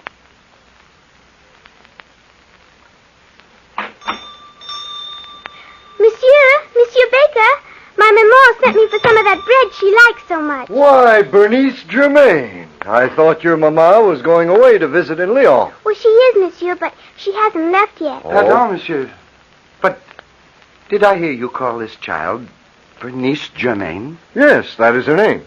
Bernice Germain? Then it is you. You are my little girl. Go away. I don't know you. Monsieur, leave the child alone. Can't you see that you're frightening her? She is my own. Send him away. I don't know him. I don't like him. Please, Monsieur Baker, send him away. But my child, why will you not recognize me? Go away. Oh, why won't you go away? The child is right. Get out now. Get out. Leave her alone. But very well. I'll go. Goodbye, little one. Thank heaven he's gone. Men like that are no good. Good riddance. I will get the bread that your mother likes. I will have to get it from the oven in the back room here. Bernice. Go away. Didn't you hear what the baker said? But he's wrong. I am... Monsieur, why will you not go? I tried to help you when I struggled so a minute ago. You tried to help me? I saw you steal that loaf of bread when I came into the shop. My mother said that I should have helped you before. I made a fuss so you could get away. Oh, my own daughter, helping her father to steal. Then you do recognize your father. My father is dead. But your father is not dead, child. Look here, Bernice. Here on my sword. My name is engraved there. My father's sword! You killed my father! You killed my father! Be quiet, child. Go away! Go away! Don't hurt me! Bernice! No! Bernice, what's the matter? What? Oh, you again. Help! Gendarmes! Murder! Monsieur, I have... Help! Kill me! Gendarmes! Kill me! Stop, monsieur! Stop! Gendarmes! Help! Monsieur! Help! Monsieur! Help! Hey, let him go. Let him go. Hey, what is this? What goes on here? What has happened? Let me go. Let me go. I've done nothing. He tried to kill me. He came after me with that sword. Hey, hold still there.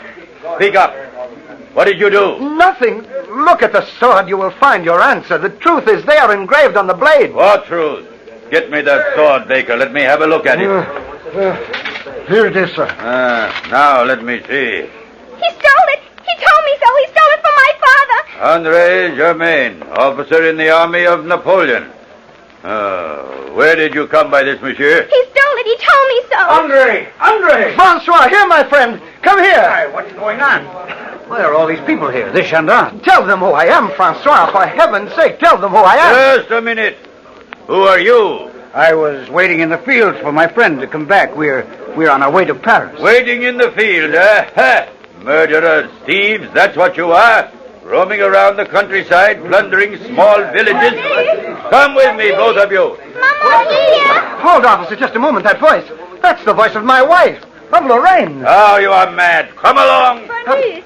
Oh, Bernice, my darling, what has happened? That man tried to cut me with a sword. He says, madame, that he is your husband. My husband? Lorraine, don't you know me? Don't you know me, Lorraine? But my Andre is... Have these few years changed me so much, Lorraine? No. No, you are not my husband. My Andre died. My Andre died years ago.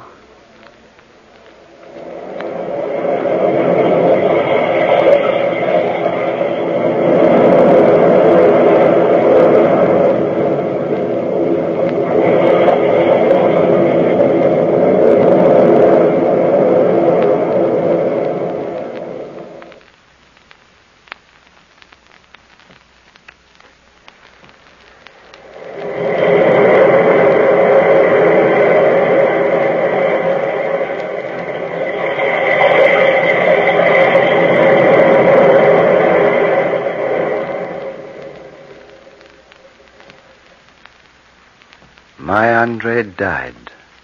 My Andre died years ago. I heard those words from the lips of my own wife. And I knew in that moment, as I now know, that it was the working of the curse. They have set 4 o'clock today as the hour of my end. For that is the hour when the rabble can feed their curiosity upon the spectacle. And I can only cling to the shred of hope that the child or her mother will come, will accept me as their own. But now it will not happen. I thought for a moment at the trial that the curse was broken.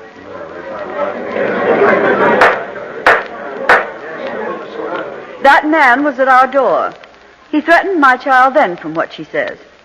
Later, when I came looking for her at the market, I found the scene I've told you about. That will be all, madame. Thank you. Bernice Germain, please take the stand. Bernice Germain, now remember, child, that all you say must be the truth. Tell us what happened on that day in the market when you met this man there. He tried to kill me with a sword.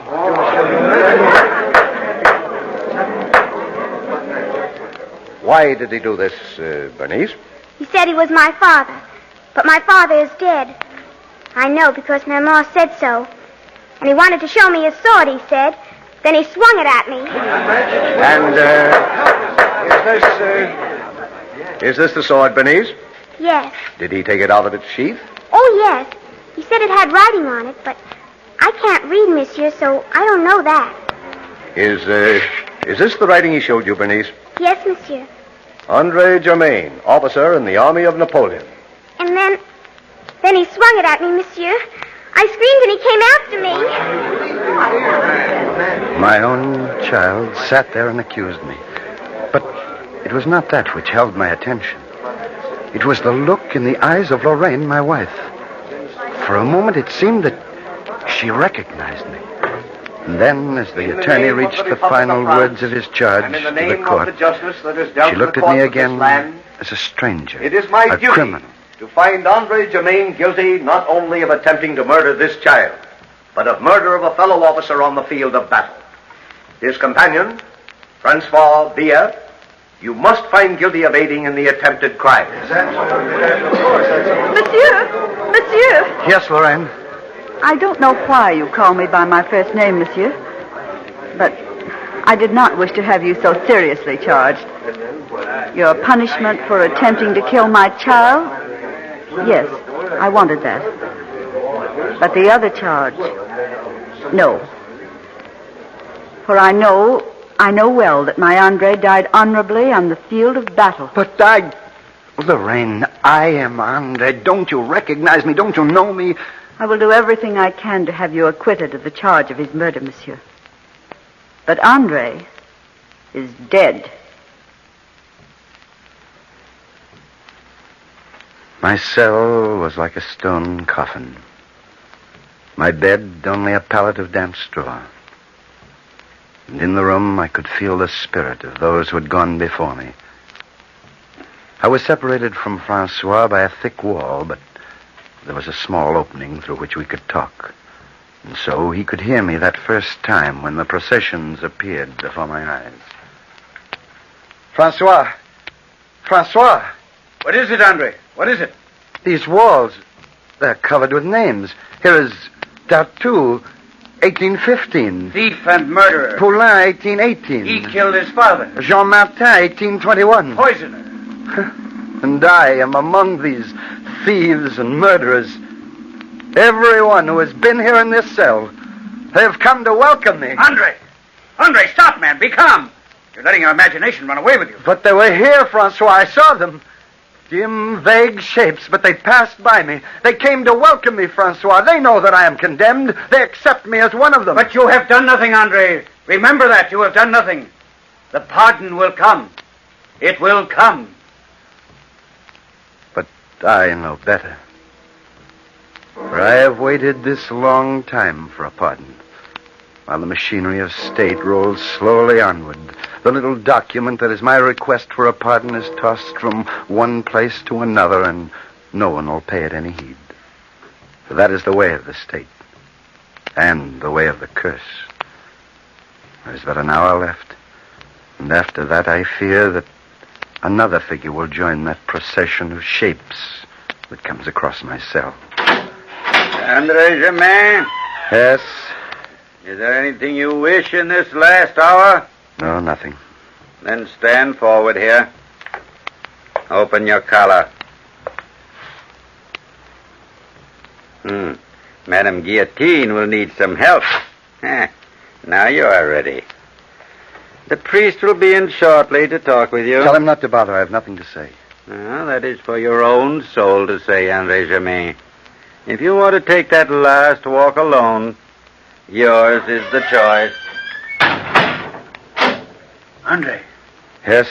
Why did you do that? Refuse to see the priest? Perhaps, Francois, perhaps I still have more hope than even you have for my release. Even now, after the crowd of blood-hungry watchers have started to gather there in the courtyard, I still have hope. The child will come. Yes, Andre. She will come, even now. Look at it! What's happening out there, Francois? I can't see. The window is too high. Crowd is shouting at a group of prisoners. Just think, Francois, how they'll shout when I go up those steps.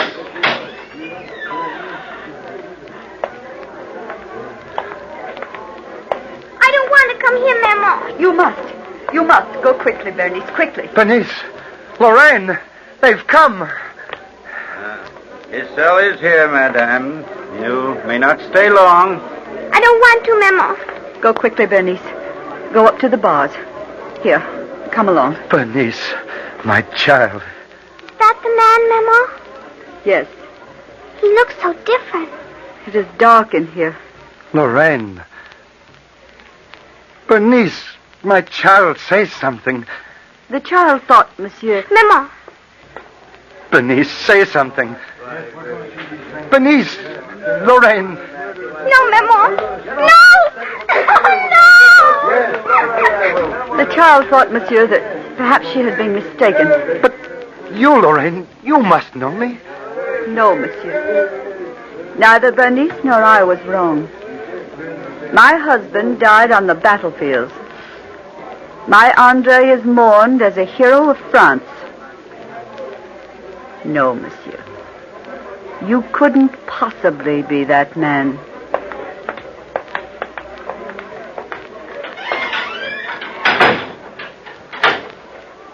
Now, indeed, I am condemned. She knew me, but she would not recognize me. But you are not guilty, Andre. Remember that. But they do not believe that. Francois. What is it, Andre? They are coming again. They are coming back. No. They've gone, Andre. They won't be back. It's hopeless. They will never go. They know that I'll be with them. Andre. The ghosts. The condemned dead. They are coming for me now. Look, Francois. They're here. Dartour. Poulain. Jean-Martin. Gastin. 100 others. They are coming for me. Look. Look, Francois. They are here, all of them. They carry their heads. The mouths are smiling. Those mouths are smiling at me. They are beckoning. They want me. Me, Francois. Andre, stop! They are passing by me, Francois. But each one beckons as he goes. Then they wait when they are past. And look back. Francois. They are waiting. It is another figure that they're waiting for, Francois. Look, he's coming now. A new one. Ah, it is me, Francois. It is my figure coming to join the others. It's time now, Andre Germain. Yes. It's time now. It is time. I am with them already. They need wait no longer. The curse is finished.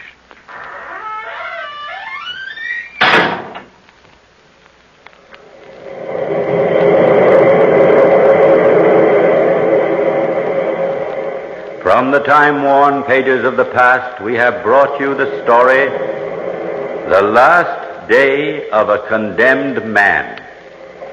Bellkeeper, toll the bell.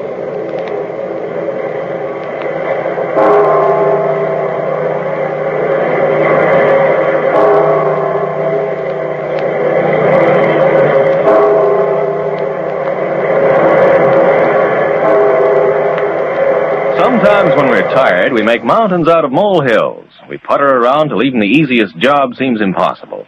Now, if you're that tired and pale besides, your doctor may find you have a borderline anemia, resulting from a ferronutritional blood deficiency. Then you need ironized yeast tablets. They help build up your strength by building up your red blood cells. So take ironized yeast tablets to get back your color, your vigor, your driving energy.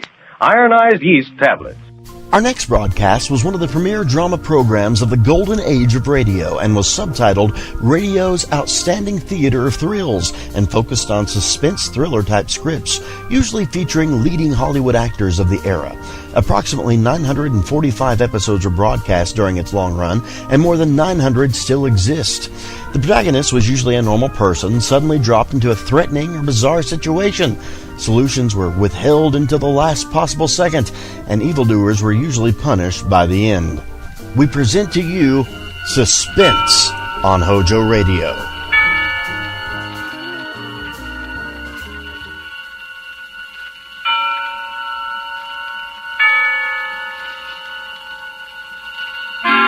Suspense.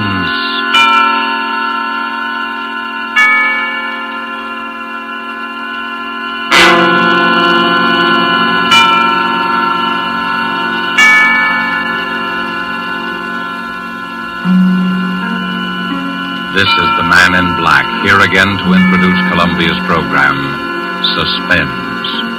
Tonight, in one of her rare radio appearances, we bring you one of Hollywood's most idolized personalities, Miss Dolores Costello. With such noteworthy and distinguished players as Mr. Martin Koslick, Mr. George Zuko, and Mr. Ian Wolfe, Miss Costello appears in A Story of Today, played against the background of the new order in Europe. The story of an oppressed people who use strange and effective methods in dealing with their oppressors and with traitors. The story tonight is called The King's Birthday and was written by Corporal Louis Pelletier, A.U.S. And with the performances of Dolores Costello as the Danish Countess Elsa, of Martin Kosleck as the Nazi Gauleiter, Reitman, of George Succo as Dr. Erickson, and of Ian Wolfe as Old Peter of Cronwald Castle, we again hope to keep you in suspense.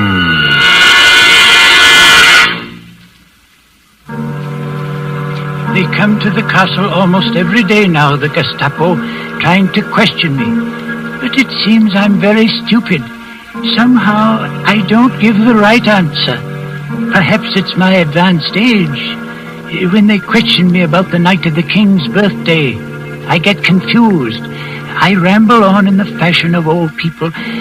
Gentlemen, Cronwald Castle is 300 years old. For all those years, Cronwald has been a symbol of Danish liberty. Gentlemen, the sea waves beat against the rocks of Cronwald. The sea is deep. The sea knows everything. Ask her. Stop babbling nonsense, you old fool. Answer my question. Did you know about those notes? But of course, Herr Lieutenant. Everybody in the district knows about them. The notes said Count Victor would kill himself on the night of the king's birthday. Did you see the notes? Oh, no, Herr Lieutenant. But the notes said that Count Victor would kill himself because of his great shame. That I do know. And the note said the exact time, 12 midnight. So you know the exact time? Yes, I'm fond of clocks, you see. My father had a clock that told the time with a bird jumping out. The bird whistled, like this. Oh. Stop that insane chirping. Yes, Herr Lieutenant. I'll take care of you later. Perhaps I'll have something that will improve your memory. Stay there till I call you. Yes, Herr Lieutenant. There's nothing the matter with my memory. I could tell them a thing or two if I wanted. I could tell them how it all happened. It began 2 days before the king's birthday. That was the day the new Nazi Gauleiter, Herr Reitman, came to the castle to see the Countess Elsa. I was told to show him to the library. It was cold and grey, and the sea was pounding on the rocks, very angry, like it always is in November. The new Gauleiter sat by the fireplace and warmed his hands and called for a glass of brandy. And bring some soda, too, please. Yes, Herr Reitman. How soon did your mistress say she would see me? In a few minutes, Herr Reitman. You told her it was most urgent. Yes, I told her. She'll be with you soon. I doubt it. Most women's idea of soon is the best part of an hour. In my country, we train our women to... The brandy, Herr Reitman. Oh, well, thank you. Yes, in Germany we... Courvoisier. Where did you get brandy like this? Count Victor can get many things that are forbidden to his countrymen, Herr Reitman. Count Victor's cellar is well stocked. Is it really? Yes, we have meat at the castle. Nobody in Denmark has meat, only Cronwald Castle. You're lucky. So they say. Shall I leave the brandy, sir? Yes, but you stay here a minute. Tell me, what's your name? Peter, sir. Ah, yes, Peter. You have been at Cronwald since you were a child.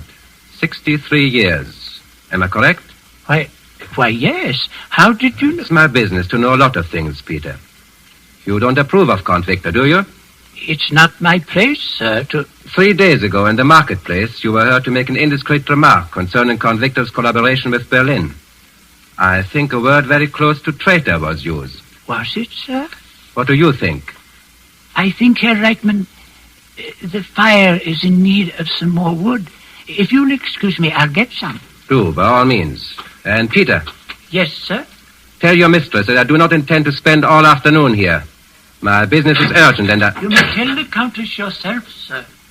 Herr Reitman. Countess Elsa, excuse me, I was just saying... That's quite all right, Herr Reitman. Sit down, please. Thank you. Peter told me your business was urgent. I hope I haven't kept you. No, not at all. My business is urgent. But as a new Gauleiter of this district, I might combine social pleasure with business, and Oh, that's very kind of you. I had hoped that my wife, Frau Reichmann... Oh, of course. You must ask her to call sometime. Yes, I will. Although I've never had the pleasure of meeting Count Victor, it would be a great honor if we may call as soon as he returns from Berlin. Certainly, Herr Reichmann. Thank you. And this urgent business? Yes, we come to that. Do you mind if I smoke? Not at all. A good cigar always makes unpleasant things easier to tell. It sounds almost as if you had rehearsed that line on the way to the castle, Herr Reichmann. I did. And since it was ineffective, I'll be blunt, Countess. I prefer it. 3 days ago, Countess, to be exact, on the day I arrived at Kronwald to begin my duties as Gauleiter of this district, I found this note on my desk. Read it, please. Count Victor of Grunwald will kill himself on the night of the king's birthday. That note was on my desk in the morning. At noon, I found this one. Read it, please. Count Victor of Grunwald will repudiate his Nazi collaborators. He will choose the night of the king's birthday for his death. I thought at first it was some crank, but the notes kept coming. Then I heard that everybody in the district believed what the note said. In every house and shop and farm, they are saying that Count Victor is going to kill himself. You'll see why I said my business was urgent. Yes, I see. It's not that I have the slightest fear for the Count's safety, but the writer of these notes must be found and treated with severest penalties. You have no fear for my husband's safety? Of course not. Certainly no anonymous letter writer could force the Count to take his own life. I wonder. What do you mean? You wish me to be frank with you? Naturally. You know that my husband is hated by the whole countryside? What of it? People here are too stupid to know what's good for them. Perhaps. But the writer of these notes seems to be a little less than stupid. You think so? If you knew Danish history, Herr Reichmann, you might agree. For hundreds of years, the night of the king's birthday has been a special occasion at Grunwald. On that night, the castle renews its pledge of loyalty to the king and to Denmark's freedom. A very theatrical gesture. Quite. But if anyone wished to remind Count Victor... If someone wished to remind the Count that he had chosen our glorious Führer for his leader... Yes. The night of the king's birthday would be, shall we say, the psychologically correct time to do it. You reason well, Countess. I know my countrymen. Evidently. I can see how these notes would inflame their imagination. If Count Victor were to take his own life as a public repudiation of his present political bonds, the whole country would be stirred to its depths. I see. You seem to view the possibility of your husband's death rather calmly, Countess. Like you, Herr Reichmann, I have no fear for his safety. I am only presenting the political possibilities. Quite so. And since you grasp the full significance of the notes, you understand that I must take certain liberties in order to track down the writer. Liberties? Yes. I shall ask your permission to talk with Dr. Erickson. Oh, Dr. Erickson? Well, I'm told he lives here at the castle. Yes, but... I should like to talk with Dr. Erickson. As you wish. Peter will show you to the doctor's study. However, I assure you... My time is short, Countess. I understand that Dr. Erickson is one of your country's able psychiatrists. I understand that Dr. Erickson is an authority on mass suggestion. His help should be invaluable.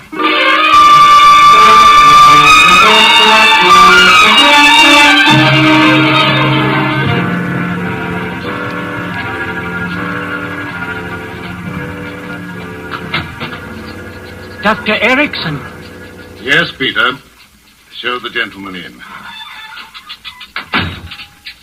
Sit down, Herr Reichmann.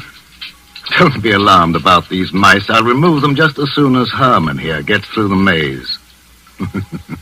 Watch him. He's really quite clever. I've been trying him on liver extract and... he made it. Good night, Herman. Now, off to bed. I've been expecting you, Herr Reichmann. Please sit down. Thank you. You've come to see me about the notes, am I right? Yes, you're right, Doctor. When I first heard about them, I said to myself, the new Gauleiter will want my theory concerning the type of mind which would be prompted to write such notes. I'll tell you my theory, Herr Reichmann. I don't want your theory, Doctor. I want you to answer some questions. Oh, so it's like that. And perhaps you want a sample of my handwriting, too. I'm not a fool, Doctor. That's very possible. How long have you been treating Count Victor for a certain nervous disorder? 5 years. What would you say is his condition now? You've never met Count Victor, have you, Herr Reichman? No. When you talk with him, you'll see no outward sign of his malady. It manifests itself only during periods of despondency.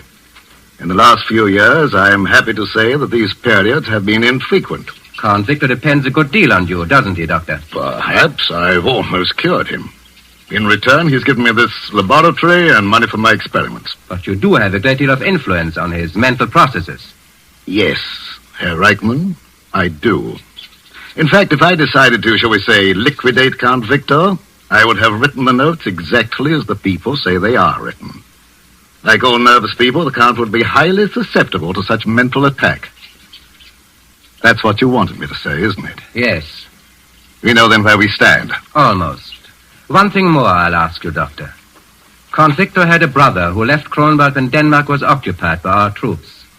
That brother, Christian, is now known to be working with the Danish underground. Formerly, he was one of your students at the university. Is that right? Christian was one of my most brilliant students. Do you know where he is now? No, I don't. And neither does your Gestapo. That's the only thing we share in common. You're a very outspoken man, Doctor. I find it the best form of deception. Do you think it wise to try to deceive the lawful government of your country? Lawful government? You have a quaint sense of humor, Herr Reichman. You may not find it so quaint if Count Victor ever removes his protection from you. He won't. When you've informed him of his impending suicide, as I presume you will, you'll see he'll need me more than ever. You do intend to show the notes to the Count, don't you? Yes. I will present myself to His Excellency tonight on his return from Berlin. Yes, his reactions to the notes will be most interesting. Would it inconvenience you if I would be present on the occasion? Oh, not at all, Doctor. I'd be delighted. Your own reactions should be most interesting, too.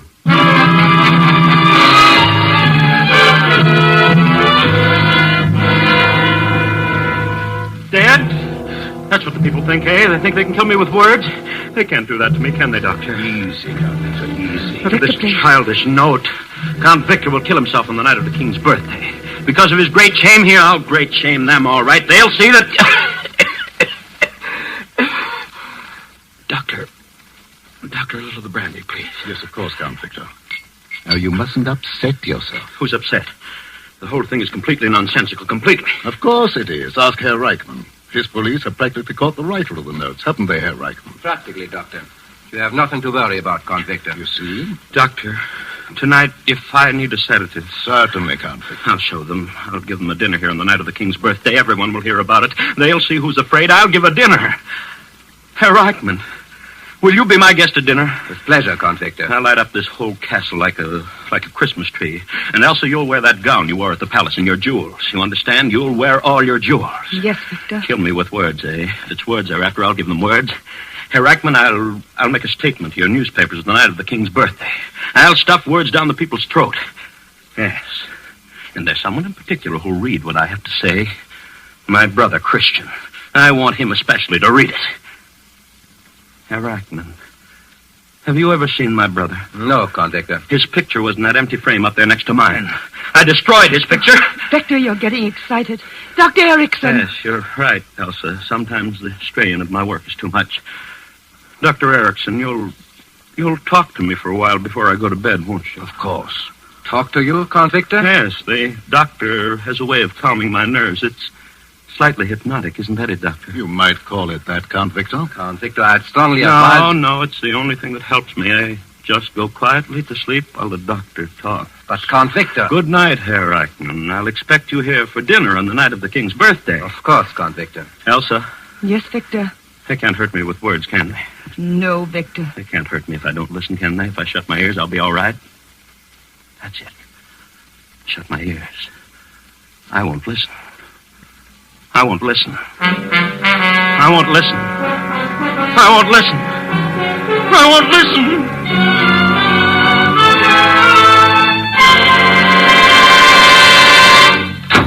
Herr Gauleiter. Yes, Lieutenant? While you were out to lunch... You needn't tell me. It's another note. Yes, Herr Gauleiter. Where did you find it this time? I hesitate to... Speak up! Speak up! I found it, Herr Gauleiter, in the pocket of my own tunic when I was about to go on duty. Never mind the details. I found one of them under my pillow this morning. Count Victor called me and said there was one delivered with his morning paper. The farmer came in here at 8 o'clock. He found one nailed to his door. Lieutenant, it has got to stop. Yes, Herr Gauleiter. Just as our Führer says. If you tell a lie often enough, everybody believes it. That's true, Herr Gauleiter. Is it? Well, as the Gauleiter says... Do you believe Count Victor will kill himself? Oh, no, Herr Gauleiter. Neither do I. But the Countess was right about one thing. If he did kill himself after all these notes, the effect on the people would be electrifying. But you just said that... I'm talking about effects, Lieutenant. From what I have seen of the Count, he is too much of a coward to take his own life. But if someone else killed him and made it look like suicide... Yes, it could be done, but how? How? I don't know. There will be 4 of us at dinner. I have ordered 50 guards to patrol the grounds. 4 guards will be stationed in the dining room while we eat. No one can get near the Count. It's impossible to kill him. But in this strange country, you can't even trust the impossible.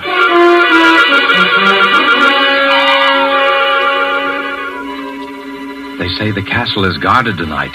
50 soldiers. They say the Count locked himself in his room all day writing a message to the people, they say.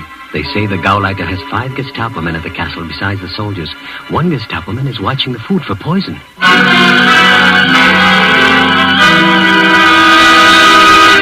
Wait a minute, you. Taste that wine before you bring it into the dining room. What did you say, sir? I said taste that wine. Oh, taste it. Why, of course. Ah, it's very good, sir. Did you doubt its quality? Don't be insolent. All right. You may take it in. Thank you, sir. And if there's any left after they're through... Oh, I'll take care of you, sir. Ah, more wine. Good boy, Peter. Set it right here. We'll drink another toast to the king. Well, Victor, I think we've drunk enough. Oh, nonsense. This is the king's birthday dinner. We've got to drink to the king. Oh, Peter. Yes, sir? Did they make you taste that wine before you brought it in? Yes, Doctor, they did. What's this? What's this about tasting wine? A simple precaution of mine, Count Victor. I hope you don't mind. Mind? No, I don't mind, but you don't think that... Now, Victor, don't get upset. Oh, Elsa, for the love of heaven, stop repeating that inane phrase. I've been saying that all through dinner. I'm not upset. I just want to know what's going on. What have I got to be upset about? You're more nervous than I am. I can understand the Countess's feeling, as this is the first dinner I've ever had with 4 soldiers observing my digestive processes. Don't you think, Herr Reichmann? I must insist, Doctor, that the soldiers remain. Well, at least ask them to sit down. Gefreiter. Yes, Herr Gauleiter. Your men may be seated. Thank you, Herr Gauleiter. Yes, and Peter, go get some wine for the soldiers. Yes, sir. Yes. Everyone will have more wine, Peter. We're going to toast the king. What time's it, Doctor? 5 minutes to 12, Count Victor. And I'm still alive. Peter, it's 5 minutes to 12, and I'm still alive. Go get the wine, Peter. Yes, sir. You know, Peter tells me everything they say down at the village. The people say I have 5 minutes to live. So, Peter tells you the village gossip. Oh, yes. He knows everything. It was Peter who discovered most of the notes and brought them to me. He brought you the notes? Oh, yes, and the last one said that Now, what did it say? Victor, can't we talk about something else? Why? Ask the doctor. He and I discussed it for hours. Well, the doctor told me about some sect over in the West Indies that disposes of an enemy by simply writing the victim's name on a piece of paper and sending it to him. Same sort of nonsense is being tried on me. Isn't that your theory, Doctor? Well, Dr. Erickson, in view of the Count's nervous condition, don't you think... Herr Gauleiter, my private life is my own affair. When you work for the Reich, Count Victor, you have no private life. I repeat, Dr. Erickson, in view of the Count's nervous disorder... As the Count's personal physician, I prescribe my own remedies. To know the truth about occult practices is the best way to guard against them. But surely you don't think that... In Haiti, Herr Reichmann, I saw a man die after receiving a note with his name on it. I don't explain it, I tell you a fact. You see? It's possible. It's a fact. Well, I could be murdered with pen and ink. It could be done in exactly 3 minutes if my watch is right. Yes. 3 minutes to live.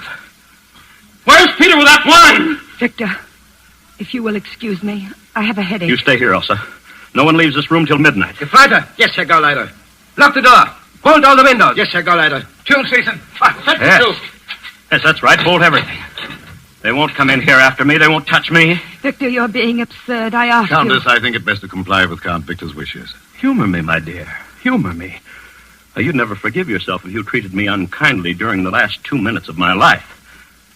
Especially since you wished me dead so many times. Victor. It's the truth, isn't it? Count Victor. 2 minutes to live, Doctor. This is a good time to hear Elsa's confession. If I may say a word. You may not. Elsa, it's the truth, isn't it? Isn't it? Yes, Victor. It's the truth. I wish you were dead. I hate every minute I live under your roof. I hate the thing you've become. A Nazi puppet. I hate your sniveling, goose-stepping mind, just as I loathe this fat specimen of the super race you've invited to dinner. Fighter, all right? No, let her finish her Gauleiter. Go on, Elsa. I despise you as a man. Your countrymen despise you. Even before the Nazis came, you were planning to sell us out. All that Kronwald has fought for down through the years. The Danes should be a proud and free people. You sold all that for a cast-iron Nazi cross. I wish you were dead, Victor. I wish your soul were rotting in the grave that's waiting for all these mad men of Europe. Doctor, listen. 12 o'clock.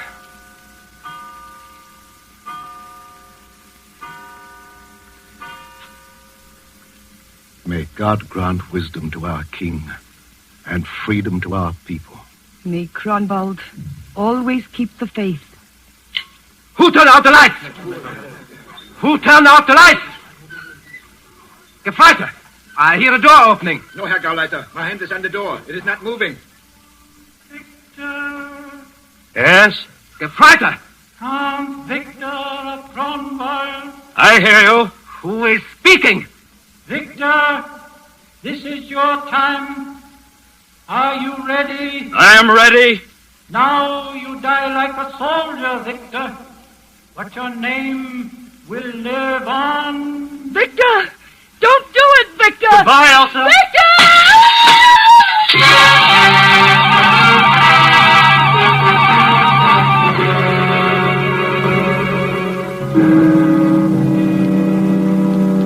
Have they found the body? They say the body was washed out to sea. But yesterday on the rocks they found the Count's wristwatch and a handkerchief with the initial V on it. They'll never find the body. Say what you will.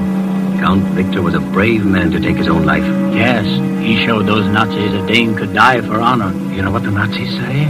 They say someone forced the Count to kill himself. Well, how could you force That's an what the Nazis say. And listen, they've arrested old Peter. They're trying to make old Peter talk.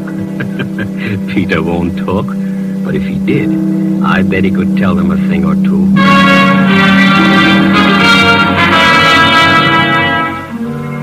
Yes, I could tell them a thing or two. I could tell them why they'll never find Count Victor's body. You know why? Because Count Victor didn't jump out of the window. How could he? Count Victor was dead 6 days before the king's birthday. No, I didn't kill him. He was shot through the head by his own brother Christian the night he came home unexpectedly from Berlin, 6 days before the king's birthday. Yes, I worked with the underground, and so did the Countess and Dr. Erickson. That's why Christian came here to see us. When the Count returned unexpectedly, Christian decided to try to reason with him. They quarreled and, well, Christian eliminated the slimiest traitor Denmark has ever known. It was then that Dr. Erickson got the idea for the notes. Christian, we've got to try it. This new Gauleiter has never seen Count Victor. You'll pose as the Count and we'll stage your suicide. The moral effect on the people will be tremendous. Christian agreed, and we started sending the notes. The rest was easy. We all played our parts, and Dr. Erickson coached us on the exact thing to do at 12 midnight. At the last stroke of 12, Peter will turn out the lights from downstairs. You've got that, Peter? Yes, Doctor. Then what do? I go through the passageway that leads to the hidden door in the dining room fireplace. I open the door and call out, Count Victor, This is your time. Are you ready? And you, Christian? I say, I am ready. I call out, don't do it, Victor. Don't do it. Then I break one of the windows. And you, Christian? I go through the fireplace door and disappear. Yes. And Count Victor of Grunwald has died for his country.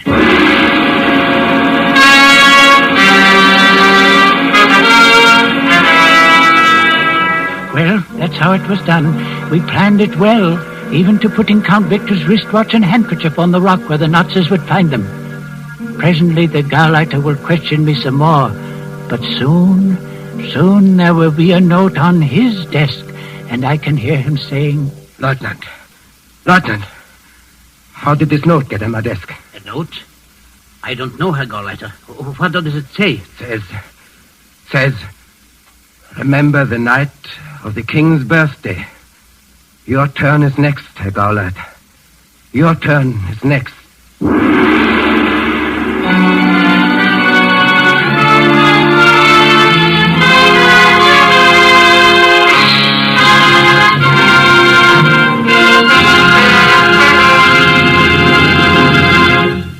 And so closes The King's Birthday, starring Dolores Costello with Martin Kozlik, George Zuko, and Ian Wolfe. Tonight's tale of Suspense. The producer of these broadcasts is William Spear, who, with Ted Bliss, director, Lud Gluskin and Lucien Marowik, conductor and composer, and Corporal Louis Pelletier, radio author, collaborated on tonight's Suspense. This is your narrator, the Man in Black, who conveys to you Columbia's invitation to spend this half hour in suspense with us again next week. Suspense will be heard at a new time, Thursdays at 10:30 Eastern War Time and 7:30 Pacific War Time. Perhaps you will want to note this down. The new time for Suspense will be Thursdays beginning next Thursday at 10:30 Eastern War Time and 7:30 Pacific War Time. Our play next Thursday will be The Singing Walls, based on a story by Cornell Woolrich. Ladies, here's a sensational beauty tip direct from Hollywood. When you want your hair to look its radiant best for an important date, do this the night before. Give your hair a glamour bath with Kreml shampoo. I certainly agree with that, Mr. Bell. And you know, Kreml shampoo is the shampoo used by those famous beauties, the Flowers models. Kreml shampoo has been especially developed to glamour bathe each tiny strand of hair so that it fairly radiates natural, dazzling highlights. It leaves the hair simply gleaming with natural glossy luster. And what's more, your hair stays that way for days. And please bear in mind that Kreml shampoo is not a soapless shampoo. It's not a cream shampoo. It's not a drying detergent. It's entirely different. Yes, Kreml shampoo uncovers all the natural highlights that lie concealed in every woman's hair. Yet it never dries the hair. In fact, Kreml shampoo has a built-in oil base which helps keep the hair from becoming dry or brittle. Kreml shampoo whips up a luxuriant, active foam, even in the hardest water. It rinses out so easily and never leaves any dull, soapy film. So, ladies, why not buy a bottle of Kreml shampoo at any drug counter and glamour bathe your hair to tantalizing loveliness? Kreml, Kreml shampoo. HOJO Radio, where the classics come alive.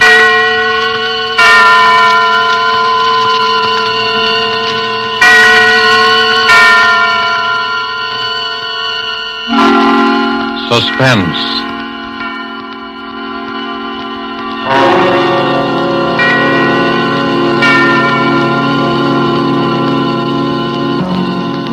This is the Man in Black, here again to introduce Columbia's program, Suspense.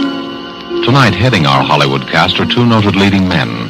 One, Mr. Preston Foster, a star long established, the hero of many an adventurous film. The latest, the 20th Century Fox production, Guadalcanal Diary. The other, Mr. Dane Clark, a newcomer to the screen, whose auspicious debut in Action in the North Atlantic has made him warmly welcome in these parts. Mr. Clark appears tonight as a young man who awoke one morning to find himself in a very serious jam. And Mr. Foster is the San Francisco homicide detective who is willing to help his friend, up to a point. The play called The Singing Walls by Robert L. Richards, adapted from a story by Cornell Woolrich, is tonight's tale of suspense. If you've been with us before, you will know that suspense is compounded of mystery and suspicion and dangerous adventure. In this series are tales calculated to intrigue you, to stir your nerves, to offer you a precarious situation, and then withhold the solution until the last possible moment. And so it is with the performances of Preston Foster as Detective Denny Sullivan and Dane Clark as young Tom Cochran. We again hope to keep you in suspense.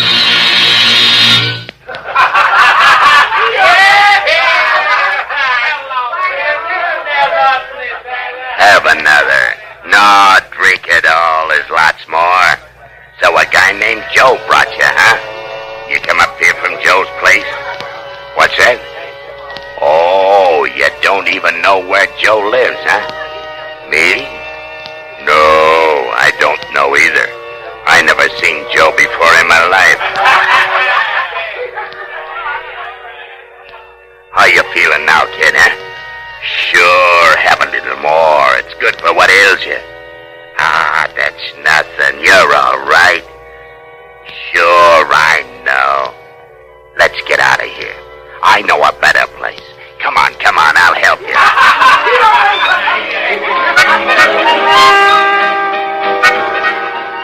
No, that's not a window.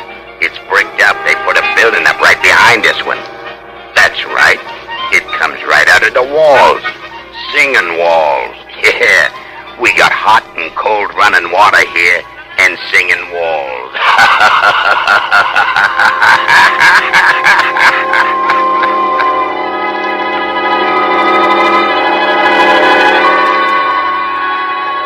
Have another. Sure. Bottoms up. That's the idea. Make yourself right at home. Hey, lie down. Lie down and take a little snooze. Sure. I'll be right back.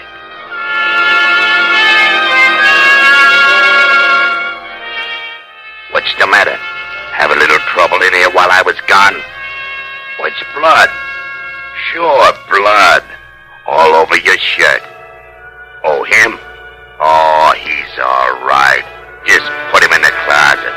Lock the door. Like that, see? Now you put the key right in your pocket so you'll know just where to find it. Don't worry, he'll be all right. No, I'm not going anyplace. I'll be back in just a minute. Here, have another. I'll be back in just a minute. No, let me out. Let me out of here. Tommy! Let me out of here. Tommy, No. What's the matter? No.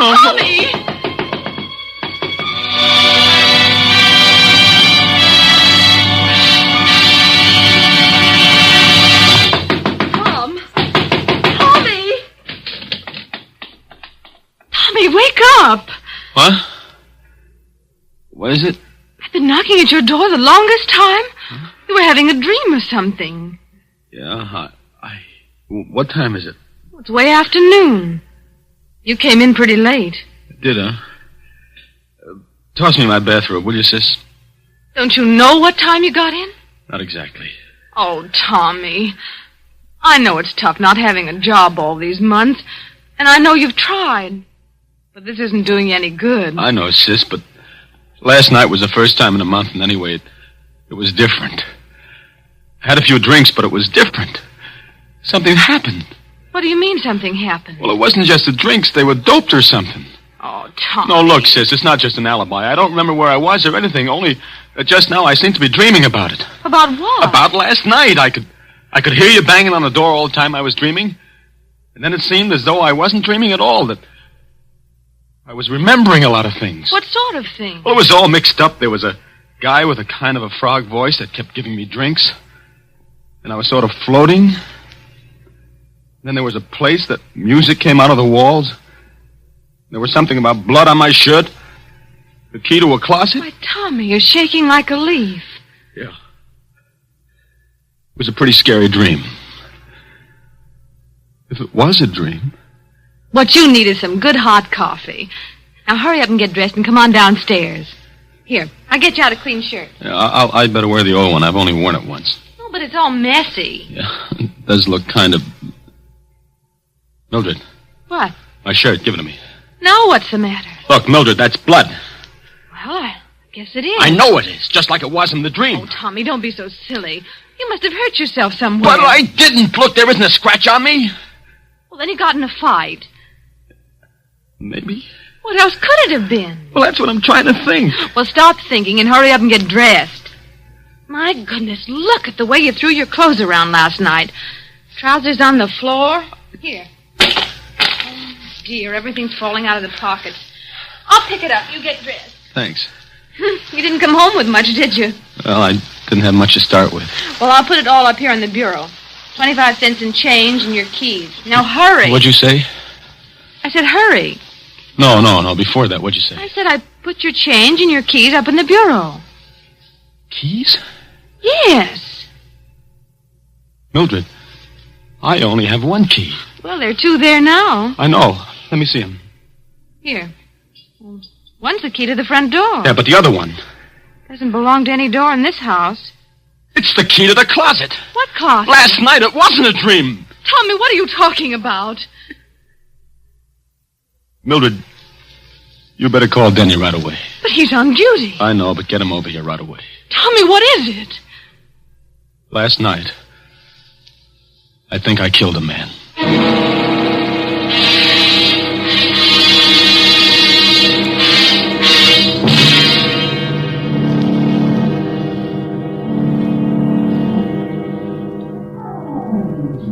Let me look at your eyes. Listen, Denny, You were doped, all right. Well, I didn't know what it was. Never mind that now. How much do you remember? Look, Denny, I hated to bring you in on this, and I didn't know who else to go to. Skip it. What's the use of having a brother-in-law who's a cop if he can't help you once in a while? How much do you remember? Well, just what I've told you. Just like it was in the dream, only it wasn't a dream. You see, there was this guy, Joe, just some guy I'd known from someplace, I don't know where. See, I met him on the street, and he took me to the party. And then the guy with the frog voice began giving me drinks. And then everything got confused. And I was in another place with the singing walls and some harmonica playing or something. I don't even know whether it was in the same apartment even, but that's where the closet was. What about the guy The dead guy. Well, at first he wasn't there, and then he was. He was sort of slumped over in a big armchair. Then Frog Voice put him in a closet. That's what I remember. And then he left. And then I suddenly seemed to realize that the guy in the closet was dead, and that's why I got out of there. I don't know how. You don't have any idea where it was? No, I don't even know where the party was. And you'd never seen any of these people before? Except this guy, Joe, who took me to the party. And that's all I know about him, Denny. Just a guy named Joe that I knew by sight from someplace. I don't know where or his last name or anything. Not much to go on, is there, kid? No, not much. A guy named Joe, singing walls, in a closet. Another guy with a froggy voice. But I'd recognize him or his voice if I ever saw him again. Tommy, you're in a jam. The way it looks right now, there's a dead man in a closet somewhere in this town, and you killed him. Oh, but Denny, Well, maybe you didn't. And if we find him before somebody else does, maybe we can figure out what did happen. The way it stands now, you're it. I know. We haven't got much time, either. If the place is an apartment, they probably would have found the body already, and I'd know about it. It's a hotel. They check the guests out by 6 o'clock. That gives us about 4 hours. 4 hours. For the murderer to find the guy he murdered. It's kind of crazy, isn't it? Tommy, you know how I feel about Mildred. You know I don't exactly hate you either. You know I'll do everything in the world I possibly can to clear you. Sure, Denny, I know. But I'm a cop, Tommy. If you did it, you know I'm going to turn you in, don't you? Sure. I know that, too. Okay, kid. Now, let's start from the beginning. What about this Joe? I don't know anything about him. You know his name, you know his face. Think, Tommy, think. Well, I'm trying to. If I could only remember. If I could only remember.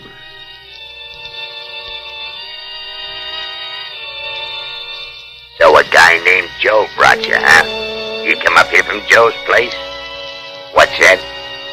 Oh, you don't even know where Joe lives, huh? Me? No, I don't know either. I never seen Joe before in my life.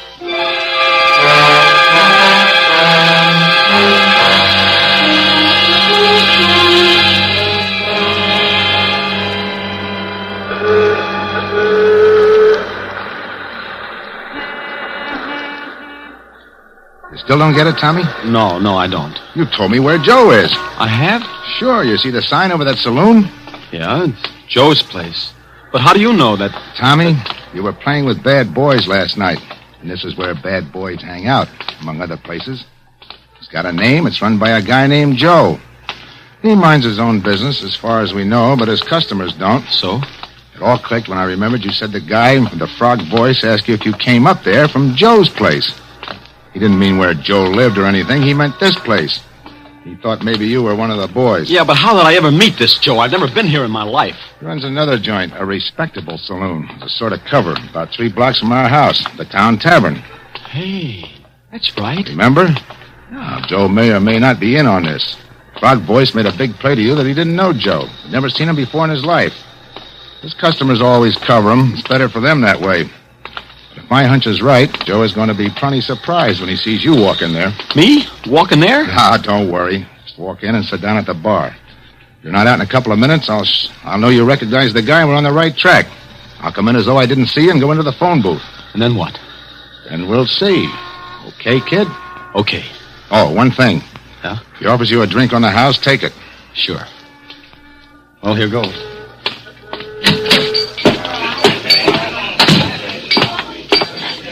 What a be, Mac? Here. Well, we got some... It doesn't matter. Suit yourself. Well, what do you know? Tell me. Hiya, Joe. Hey, what are you doing down in this part of town, kid? Oh, I had to come down to see a guy. I didn't know you had this place. Oh, just a little sideline? It's where I first started, you know. Sure, I know. One beer, that'll be 10 cents. Hey, no, none of that. You gotta have one on me, kid. A real drink. What'll you have? Well, Scotch? Okay. Scotch for the gentleman, Larry. The very best. You understand? Oh, yeah, sure. I'll take rye. Hey, Tommy. There was some party last night, huh? Yeah. Hey, where'd you disappear to? I was looking all over for you. You know, that's a funny thing. I don't even remember. I get it. Well, a guy has to cut loose once in a while, huh? Yeah. One Scotch, the very best. And one rye. Well, here's to you. Wait a minute. Hey, who are you? This is my brother-in-law. Denny, this is Joe. Oh. Say, you must have got those drinks mixed up. You never drink Scotch, Tommy. You only drink rye. Yeah, that's right. Here, you take the rye and give Joe the Scotch, and I'll take your beer. And I don't like Scotch. I never touch it. Okay, I'll take it. Thanks. By the way, Joe, you haven't got a little bottle I could pour this into, have you? Say, who do you think you're kidding, bud? I'm from headquarters. There's my badge. Oh, now, wait a minute. I didn't know that you... I suppose you don't know what I'd find in this drink if I took it down to be analyzed, either. Hey, now, look, I don't want any trouble. I never had any. They can tell you down at headquarters. Of course, it's a matter of dough. You can't buy your way out of this one, chum. I want talk, and I want it quick. What kind of talk? Where'd you take Tommy last night? It was just a little party, a private party. Yeah, and they slip things in people's drinks there, too. Now, I don't know anything about that. Now, honest, I hardly know the people. Who's the guy with the frog voice? Voice? I don't know any guy with a frog voice. Now, look, I told you I don't want any trouble. They can tell you that down at headquarters. Listen, there's a narcotics rap in this for somebody, and it could be you. Where was the party? Courtney Square West, number 75. Some people named Sorrell. Come on, Tommy. You're coming too, Joe, just in case.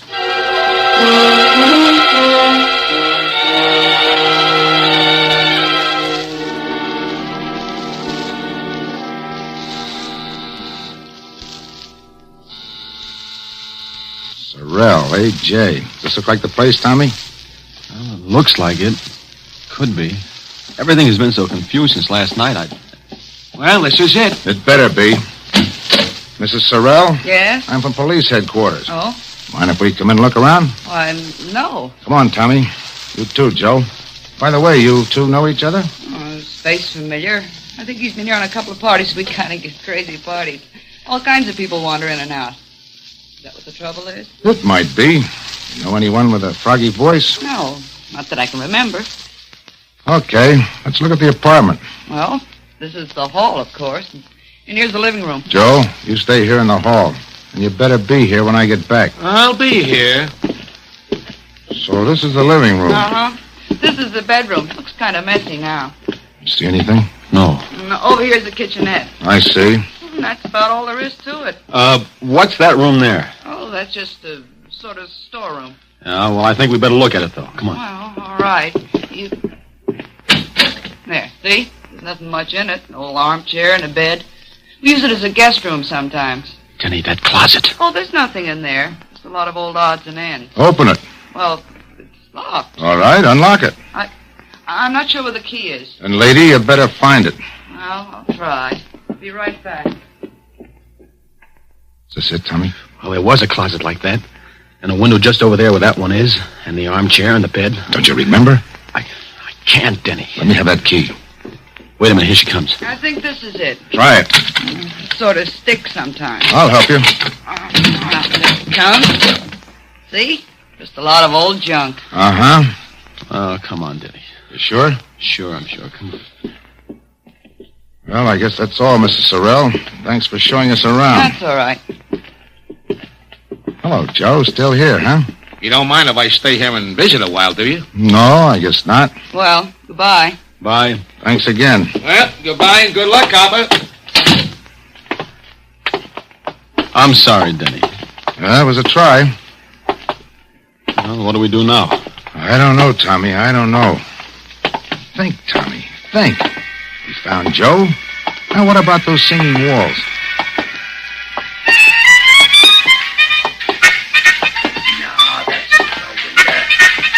That's right. It comes right out of the walls. We got hot and cold running water here. And singing walls.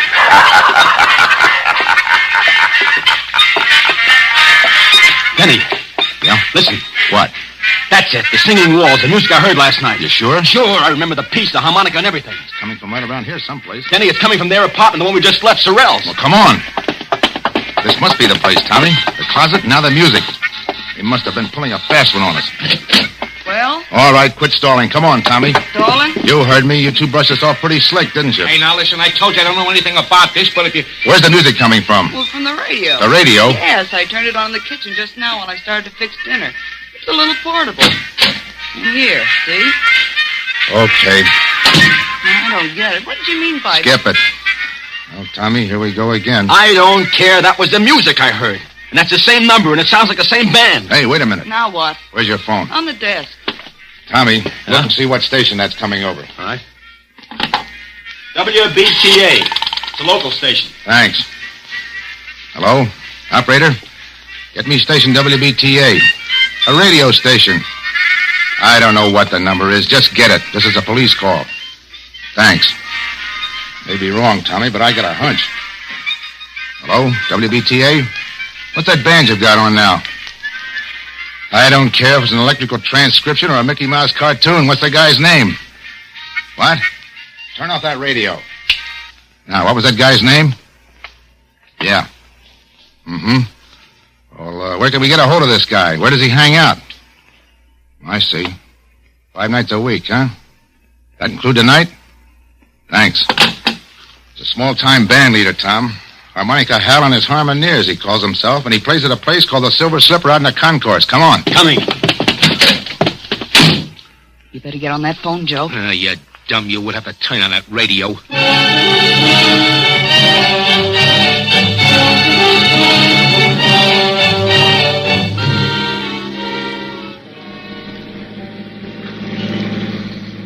There's a Silver Slipper right over there. Okay, let us out here. Right. Here you are. Thank you, sir.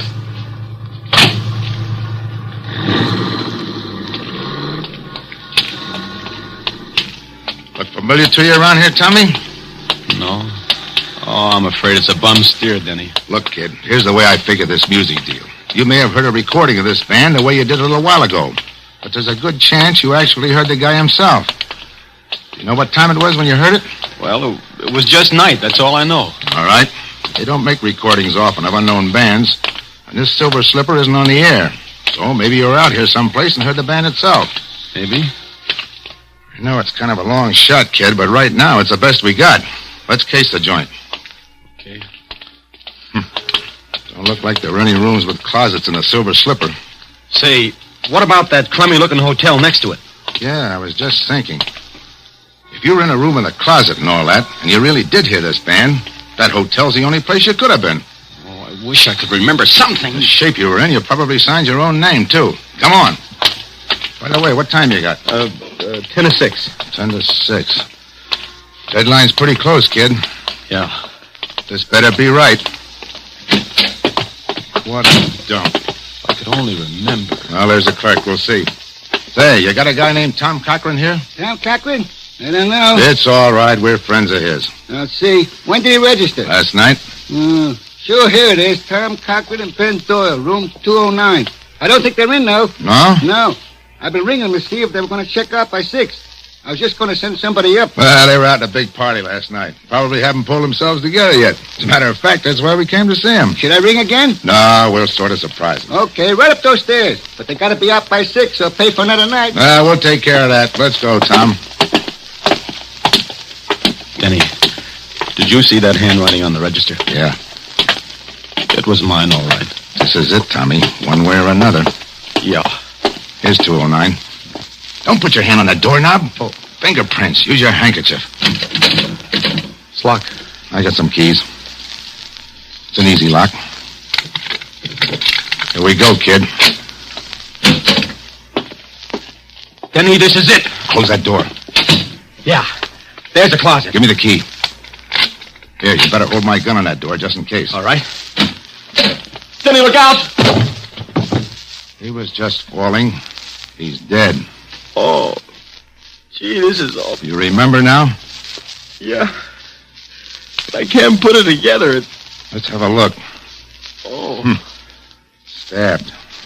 Here's his driver's license. Benjamin Doyle. Oh, Give me it. Hello? Oh, yeah, we found him, all right. No, they're going to keep the room for another night. No. There's not a thing we want. We're in for it now, kid. Denny, look on the floor over there. Clasp knife, covered with blood. That's what did it, all right? Yeah. Hey. Yeah, I know. It's mine. Tommy, why didn't you tell me? Honest, Denny, I didn't even know I'd lost it until I just saw it there now. Fingerprints all over it. It's clear as though they'd been made in sealing wax. Right-handed, aren't you, Tommy? Yeah, right-handed. Let me see your right hand. Doesn't take an expert to read these. Those prints are yours, all right, kid. Yeah, I guess they are. And you still don't remember?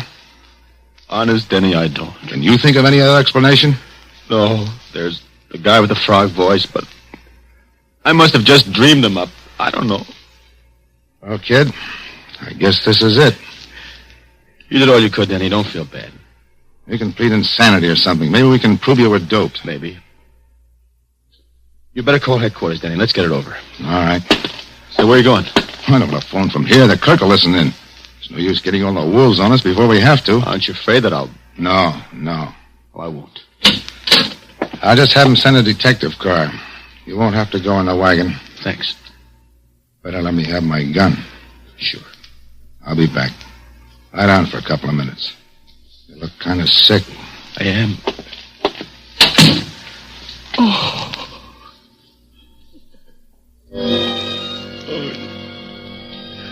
That's the idea. Take a little snooze. I won't be gone long. Get a little sleep. Do you good. I'll be right back. Have a little trouble in here? Blood. Sure, blood. All over your shirt. Oh, he's all right. Put him in the closet. Lock the door. Key right in your pocket. I'm not going anyplace. Back in just a minute. Sure, I'll be right back. Be right back.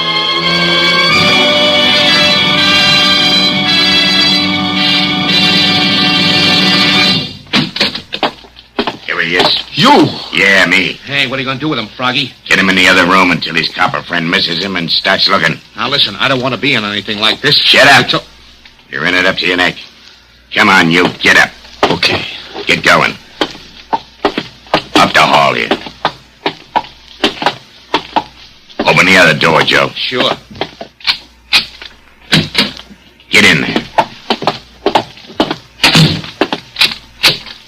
That the guy, Frog? Yeah. Listen, Froggy, this don't look so good. There was people who knew you were getting ready to give it to Doyle and... Sure. That's why I framed this guy. All the trouble I went to. Doped him and brought Doyle in there when he was out. Planted the key on him, bloodied him up, put the knife in his hand. I still don't see how he ever came to in time. Yeah, but he did. So what? We frame him again. Music? You like music, don't you? You're pretty sweet about music, ain't you? Well, for your information, that's harmonica hell rehearsing for the night. And in this room, it comes through the window. On account of there is a window. But in the other room, it comes through the walls. On account of there ain't no window. Catch on? Better close the window, Joe. No, wait a minute. Yeah, I do like music. You mind if a guy in a spot like I am hears a little music? What about it, Froggy? Sure, leave it up and let's have music while we work. It'll cover up the noise if he makes any fuss. So what's the new angle? Knock him off. Dump him in the park. Dead by his own hand. Remorse. We leave the gun beside him and plant some of Doyle's stuff on him. Yeah, I got it. All right, get going. Tie him up. Right? Yeah. Put a handkerchief in his mouth. Yeah. Put a cord around him. He's drunk, see? And we're taking care of him. Okay. Where's the car? Round the back. Nobody will see us going out that way. Come on, over there. All right. You ready? Just a minute. All right, take a look. Okay. All right. Take a look out the door. Okay. All clear? Yeah. Let's go. Lock the door after we go on. Okay. Down the hall to the back stairs. Hey, what the... All right, drop those guns and I know it. cover him, you guys. I got it. What is this? You'll find out, Graziani. Get that gag out of the guy's mouth and untie him, Mike. Sure. Denny, I heard the music. I hoped you would. I asked him to leave the window open. I heard the conversation, too. Enough. Okay, boys, take him down. All right, come on. Say, who are those guys? Graziani's a mobster. Doyle was one of his boys who double-crossed him. How you feeling? Okay, I guess. That was kind of close. Yeah, all the way around. Yeah. Look, kid, Skip it, Denny. I'm sorry, Tommy. Honest. I thought you did it. Denny, until just now, so did I.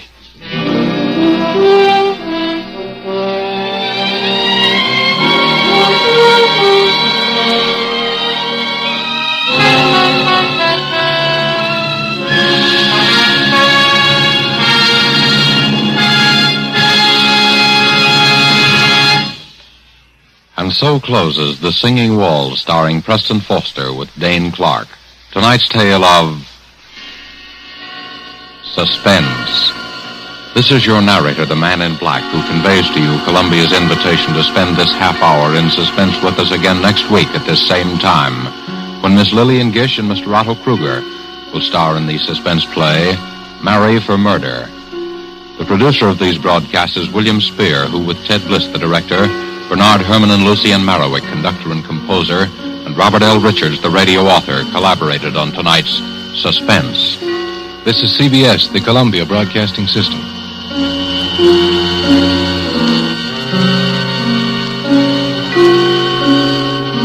Do you like rich, delicious chocolate-flavored malteds? Well, you can make a malted just like that right in your own kitchen with Kraft chocolate-flavored malted milk. Just make a tasty paste of Kraft chocolate-flavored malted milk and a little milk in the bottom of a big glass. Fill the glass with chilled milk, stir it once more, and there. A Kraft malted is mighty nourishing, too, because it's filled with all the food values in milk.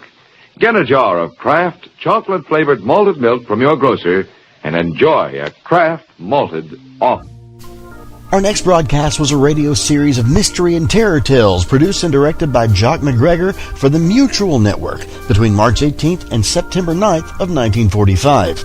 Each week after the sounding of the great gong, host Philip Clark observed that the mysteriously silent keeper of the book has opened the ponderous door to the secret vault wherein is kept the great sealed book in which is recorded all the secrets and mysteries of mankind throughout the ages. We present to you The Sealed Book on HOJO Radio. The Sealed Book.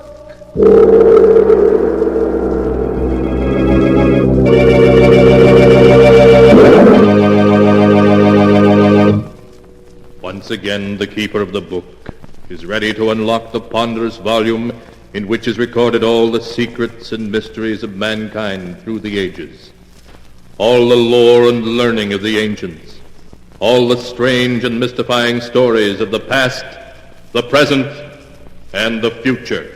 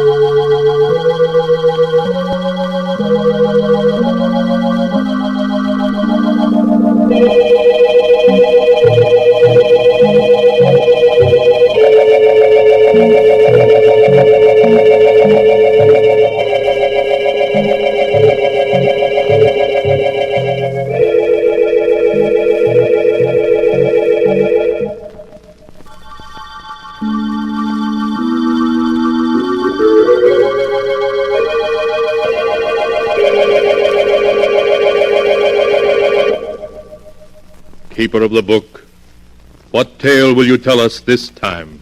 First, I must unlock the great padlock, which keeps the sealed book safe from prying eyes.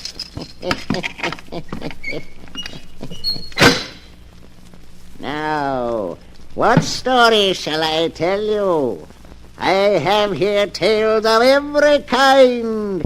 Tales of murder, of madness, of dark deeds, and of events strange beyond all belief. There. Now let me see. Yes. Here's a tale for you. A dark story of two brothers. One of them killed because he could not help himself. The other one was interested in murder too, but in a very different way. The title of the tale is The Hands of Death. Here is the tale as it is written in the sealed book. It began in San Francisco on a night of thick, suffocating fog. A young man hurrying homeward turns a corner and bumps abruptly into a huge figure striding toward him. Oh, excuse me. Fog is so thick I didn't see you. It's all right. Tell me, do you live here? Here in San Francisco? Why, yes, I do. Do you know where Edward Morlock lives now? Why, no, I never heard of him. Now, if you'll excuse me... Wait. But I've really got to get home. I just want a light from your cigarette. Oh, of course. Here, I'll hold it for you. Just hold it like that. What is it? What's the matter? Nothing. It's nothing. It's my hands, isn't it? They frightened you. No, it's nothing. My hands, they disgusted you. No, of course not. They frightened you because they're not like other people's hands. No, let go of me. I assure you that... You thought I was a freak? Let go of me. You're crazy. I'm not crazy, do you hear? I'll show you. No. I'll show you.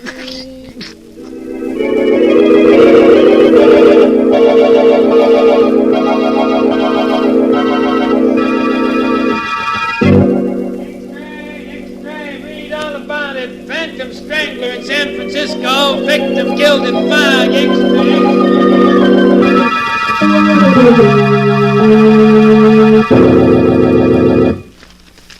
So, the Phantom Strangler is at work in San Francisco.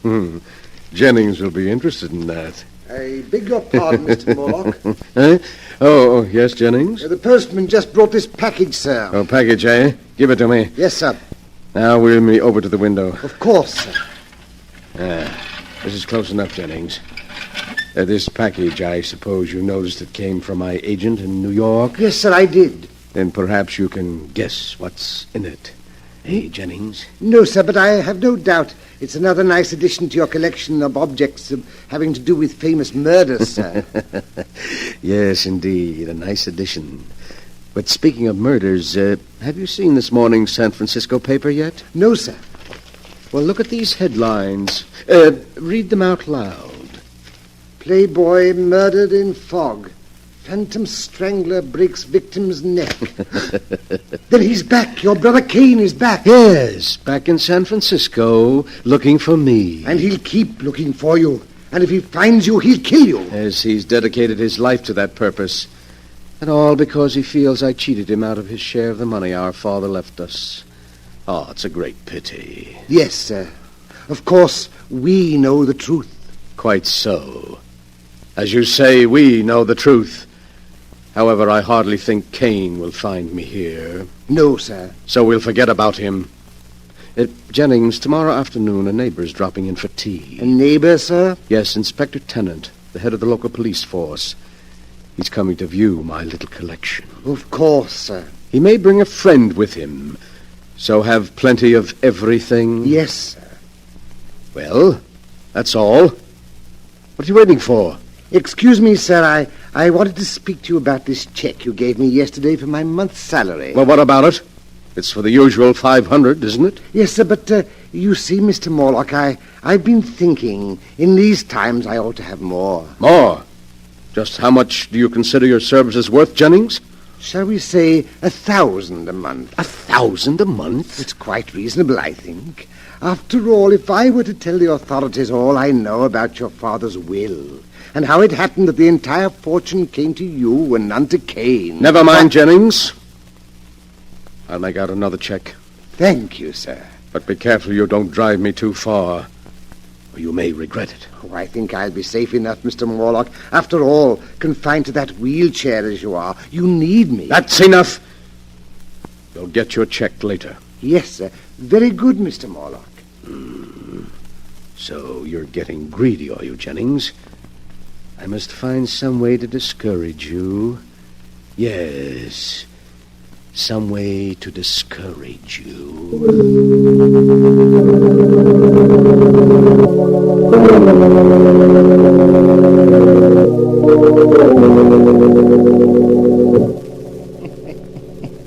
The next afternoon, Edward Morlock, the strange crippled collector of murder relics, enjoyed himself thoroughly playing host to Police Inspector Tennant and Mr. Norman Smith, a criminologist friend of his. He began by showing them his latest acquisition, the one that had come by mail just the day before. And now, gentlemen, look. A cashmere shawl? Yes, but no ordinary cashmere shawl. Until last month, it was owned by two very old sisters who lived in a dingy house in Baltimore. In Baltimore? Yes. You mean that's the shawl? Exactly, gentlemen.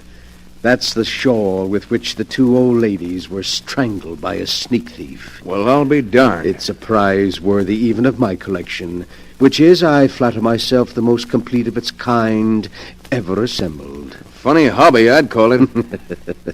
Every man to his taste, Inspector. Murder is your business, but it's my hobby. Now, if you'll just pull back those curtains there, the rest of my collection is on the shelves behind them. These curtains? That's right. Well, I'll be jiggered. This is most interesting, Mr. Morlock. Yes, I knew you'd think so. Look there on the wall. An authentic headsman's axe. It was used in the brutal murder of the Baron de Morlaix, an ancestor of mine in the 15th century. And right there below it is the blood-stained dress worn by one of the victims of Jack the Ripper. And on the next shelf, you see...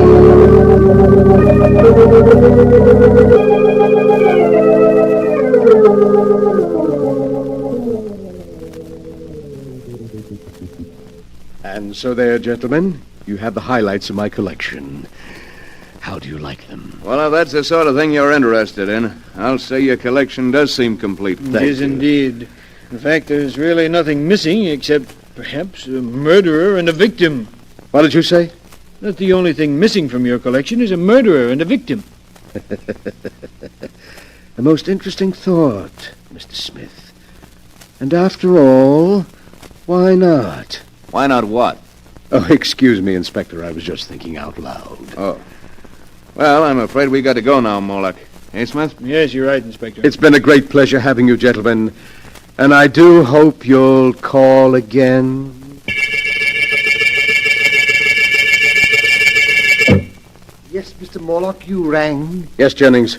Before you help me to bed, I want you to mail these letters. Yes, sir. They're to major newspapers in San Francisco and contain a message to be inserted in their personal columns. A message? Yes, to my brother Kane. We used to communicate this way in the past. But, what? Here is a copy of the message. You may read it. If the gentleman with the unusual hands will visit his brother in Santa Villa, he will learn something to his advantage. You're inviting him here? Exactly. You've decided to play safe, to trap him, and turn him over to the police? Oh, that's clever of you, Jennings. Yes, very clever. But you've already proved you're clever, haven't you? Now just take these letters out and mail them, and soon, quite soon, I think, we shall be seeing my dear brother Kane again.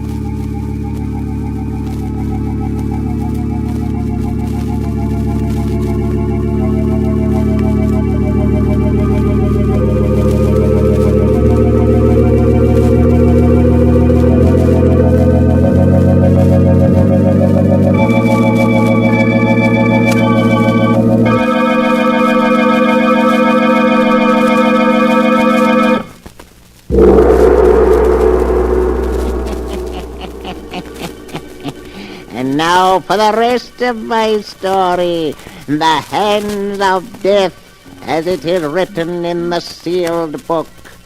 After Edward Morlock had put into effect his plan to bring his brother Kane to him, he sat in his wheelchair and waited, seeming much amused at some secret thought of his own.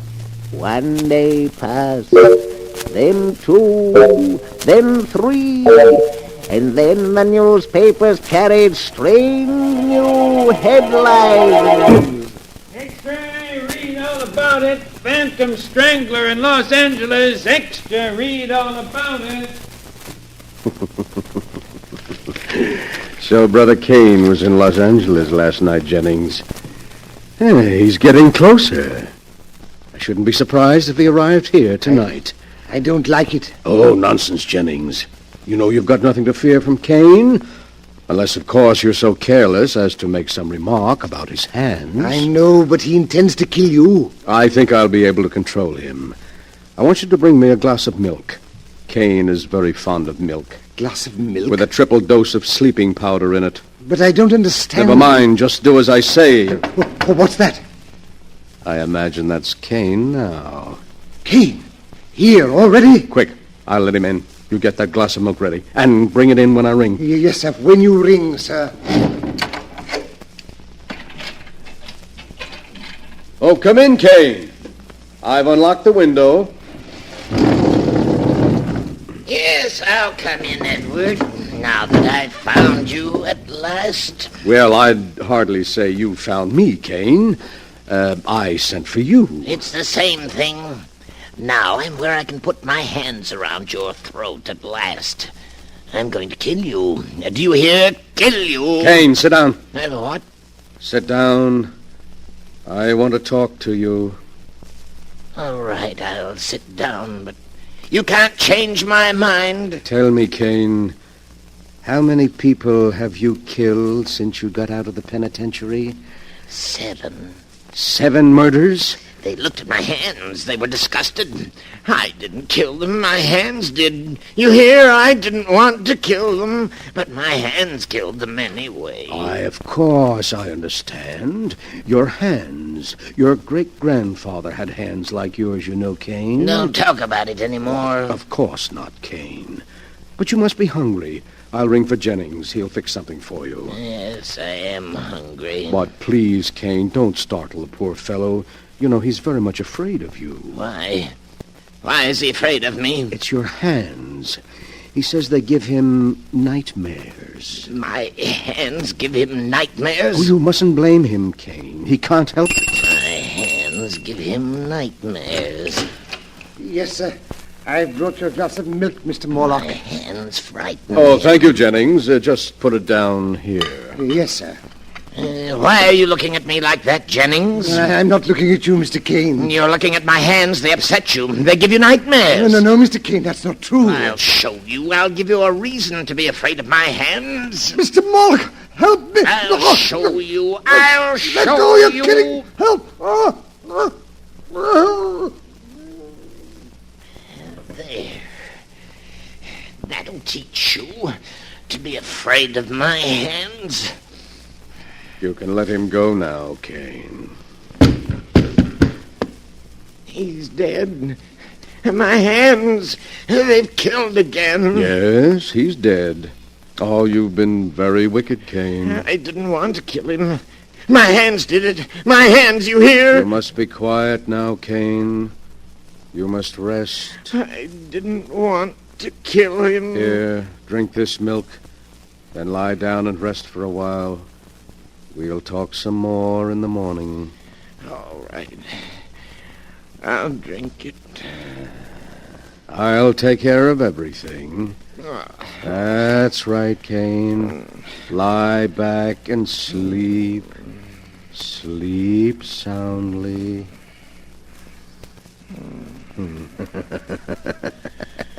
So you would blackmail me, would you, Jennings? And you would kill me, would you, Kane?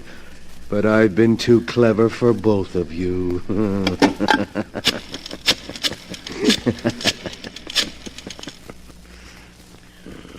Hello. Hello, police headquarters. Connect me with Inspector Tennant, please. I want to report a murder.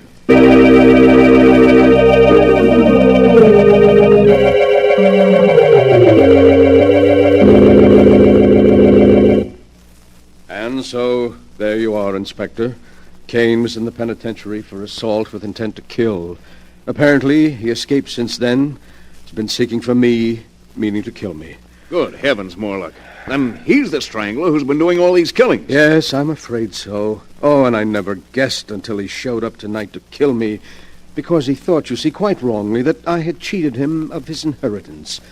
Jennings bravely came to my rescue, and Kane throttled him. Then I tricked Kane into drinking some drugged milk, and, well, there you are. But Why, man? Why? Why did he kill all these people? Because of his hands. His hands? Well, you saw his hands. Tremendously strong. Not hands at all, really, but more like demon's claws. Cain is morbidly sensitive about his deformity. When he feels someone is frightened by his hands, he kills them. Just like that. It's a good thing we got him at last. You can take him along now quite safely, but be sure to keep him well locked up, Inspector, and don't let anyone get within reach of his hands.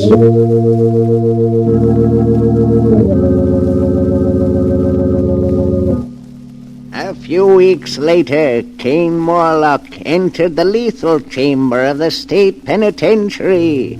Edward Morlock, the condemned man's invalid brother, was one of the few spectators.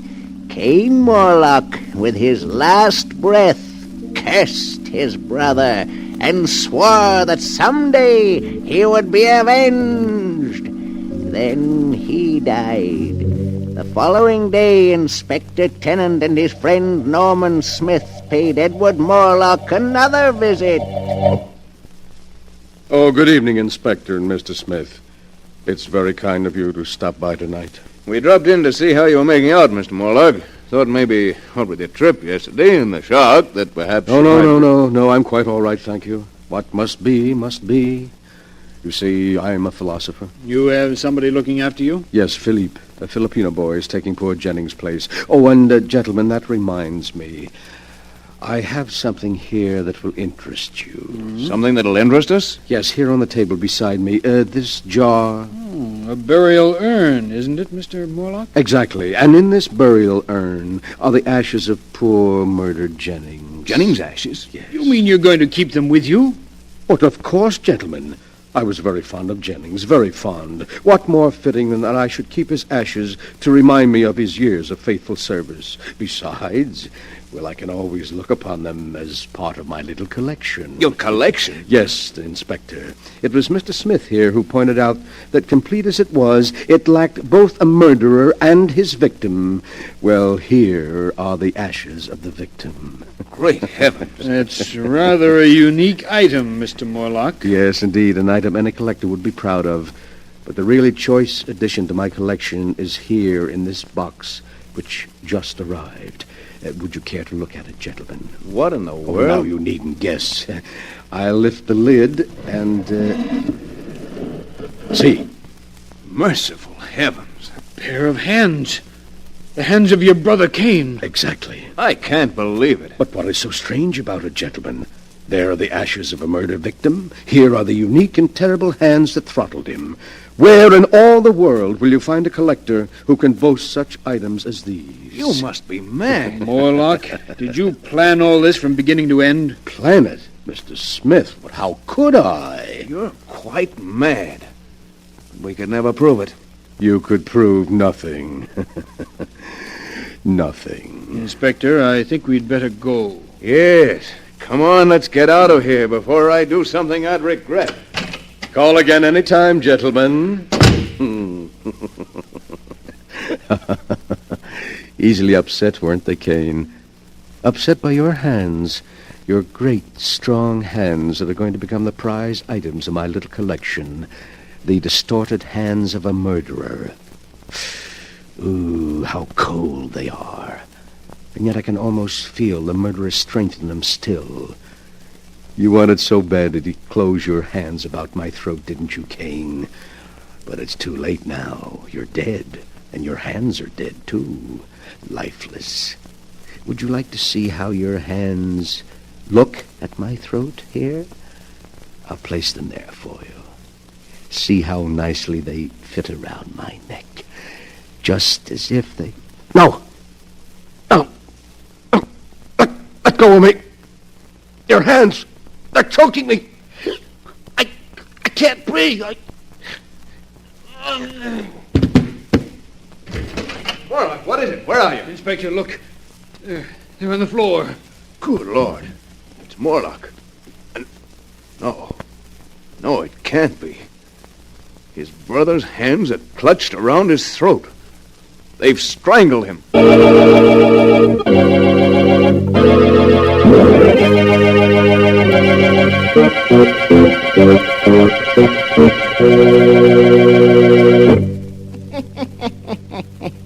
And that is the story of the Hands of Death, as it is written in the sealed book. Edward Morlock was quite dead when they found him, with his brother's severed hands about his throat. But they called his death heart failure. For who would believe that two dead hands by themselves could wreak the vengeance that Cain Morlock swore to have before he died? And perhaps it was heart failure. Perhaps Edward Morlock, thinking he felt the hands move, died of sheer terror. You'll have to decide for yourself which is true. The answer is not written here.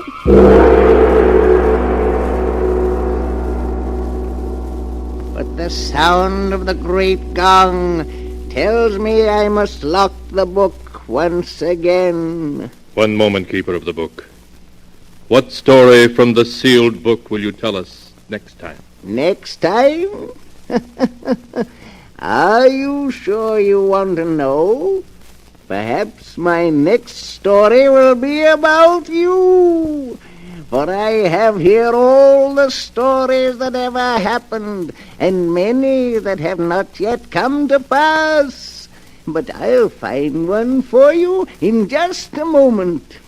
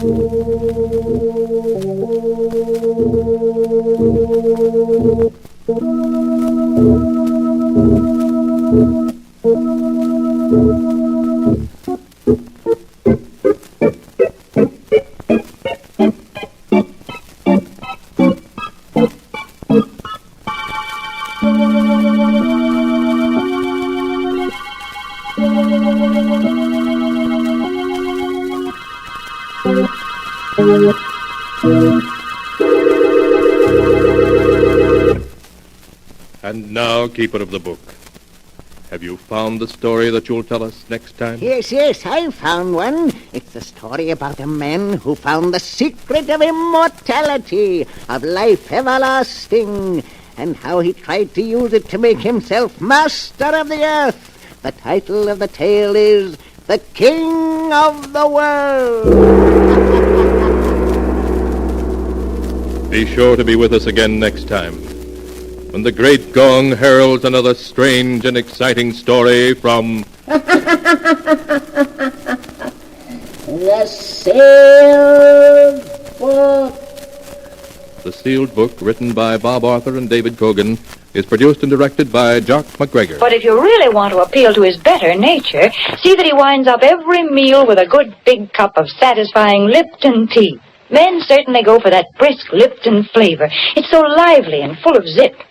So make a note right now to ask your grocer for Lipton tea tomorrow morning. Once you taste full-bodied Lipton tea, you'll know why you find Lipton tea in more teacups than any other brand of tea in the world. For Lipton is tea at its delicious best. Start enjoying it real soon. Get the tea with brisk flavor. Get Lipton tea. Keep it tuned right here to HOJO Radio for more classic old-time radio. The sealed book.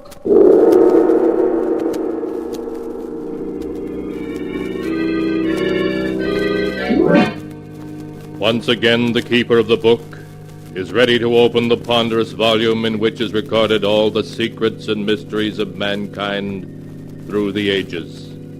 All the strange and mystifying stories of the past, present, and the future.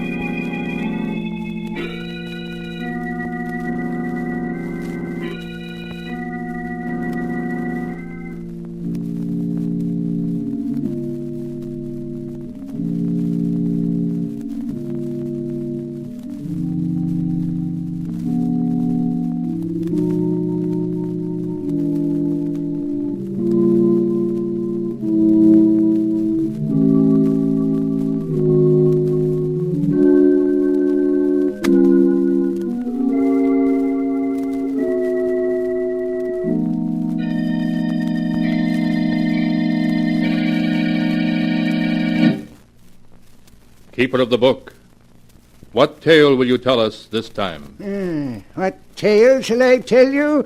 I have here tales of every kind. Tales of murder, of madness, of dark deeds and events strange beyond all belief. Let me see. Yes. Here's a tale for you. A tale of a man who stole by force the secret of immortality, of life everlasting, and entered into a mad adventure. The title of the tale is King of the World.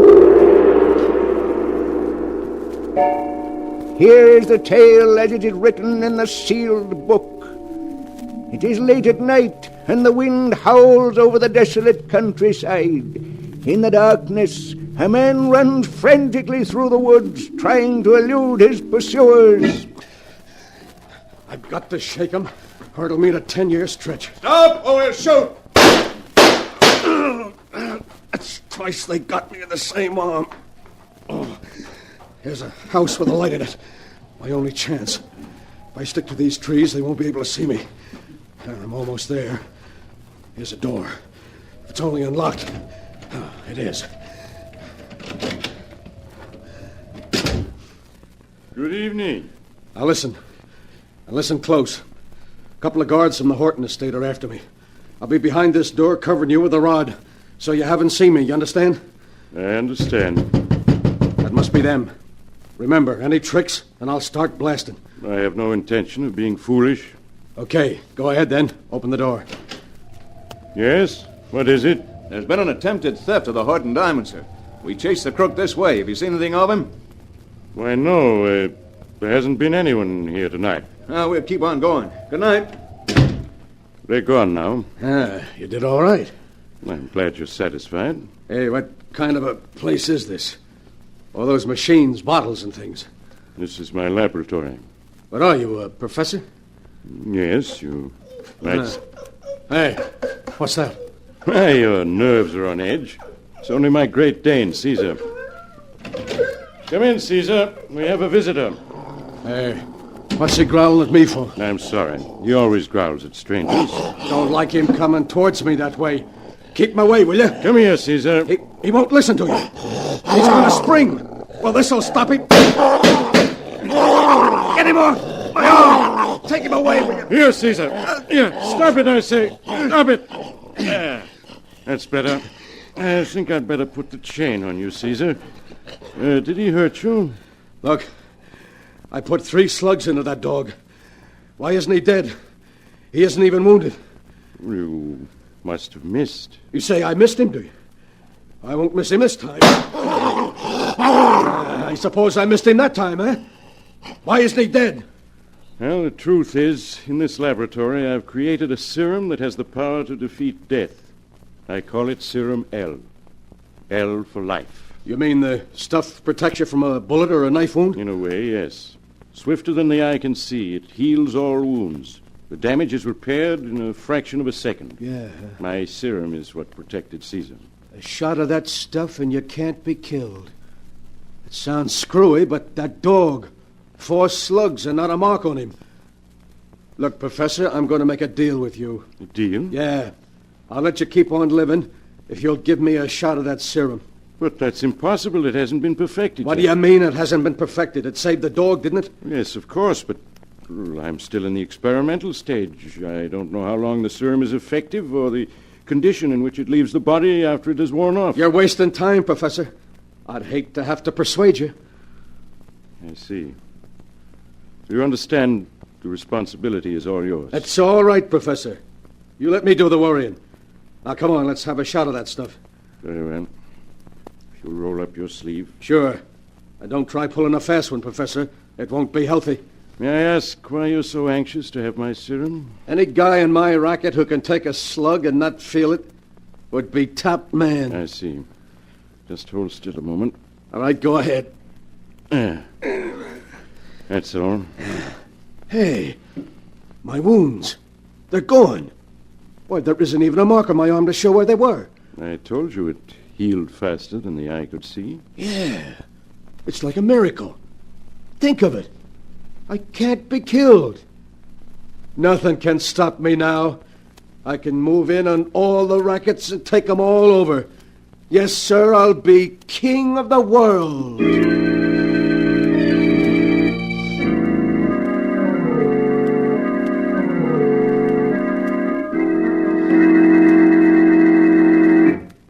Hello, Duke. What do you want to see me about? I'm kind of busy. I won't take up much of your time.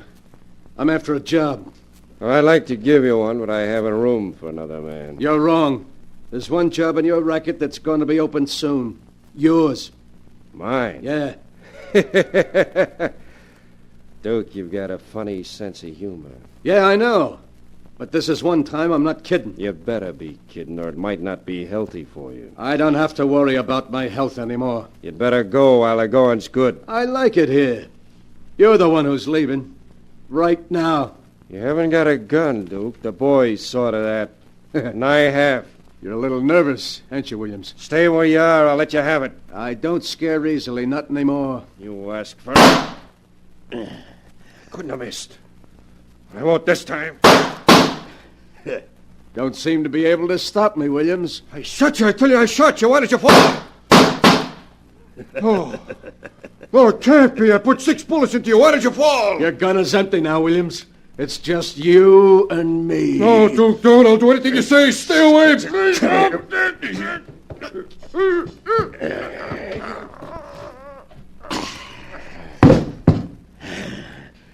Too bad, Williams. You should have resigned when I gave you the chance. But you would be stubborn. That's what they'll all get if they stand in my way.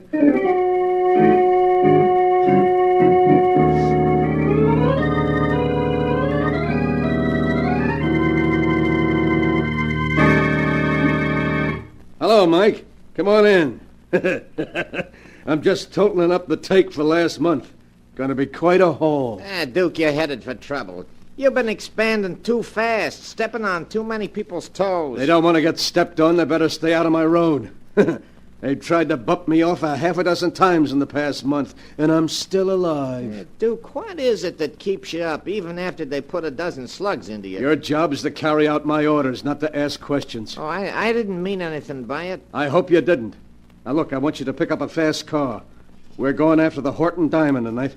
The Horton Diamond? Yeah. Ah, Duke, that's suicide. We're cleaning up right here. Why risk our necks on a dangerous job? Because I want the Horton Stone. The way I got it figured, we can't miss. Remember, their guns can't stop me.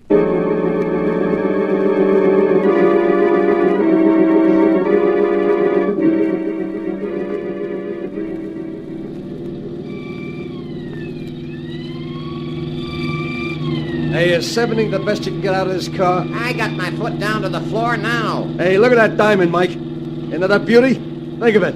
I got $500,000 right in my hand. A lot of good it's gonna do us if we don't shake that police car. Yeah, you're right. They're hanging on. We gotta shake them. There's nothing more I can do. I'm pushing this crate as fast as it'll go. All right, look out for this curve. We're taking it too fast. Hey, I can't control it. Look out, we're going over.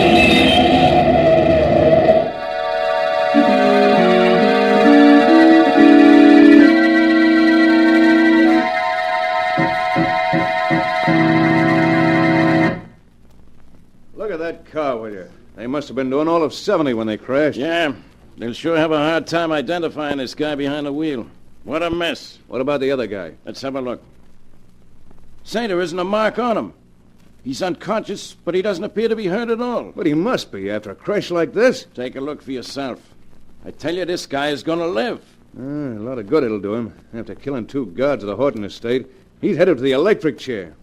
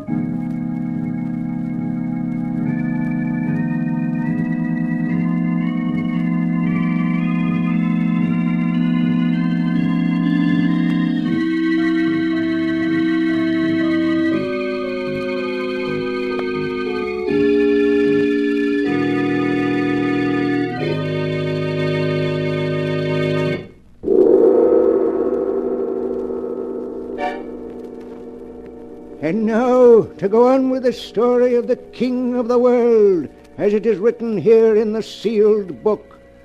Duke Farson, having been duly tried and sentenced for the murders he committed, is being strapped into the electric chair.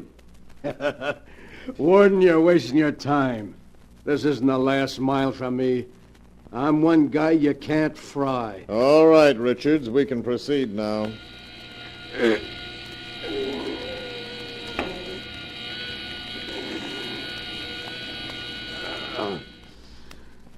Will you examine the body, Doctor?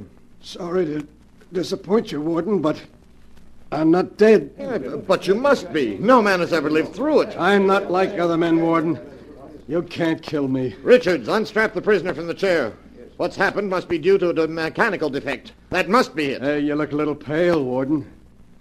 It's good to get out of that chair. It's not very comfortable.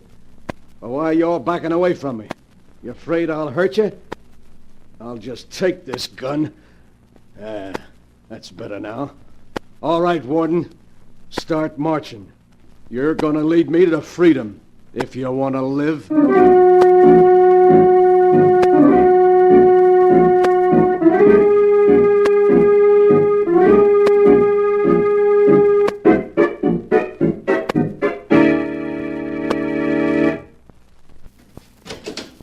Duke. Let me in, Joe. Quick. That's better.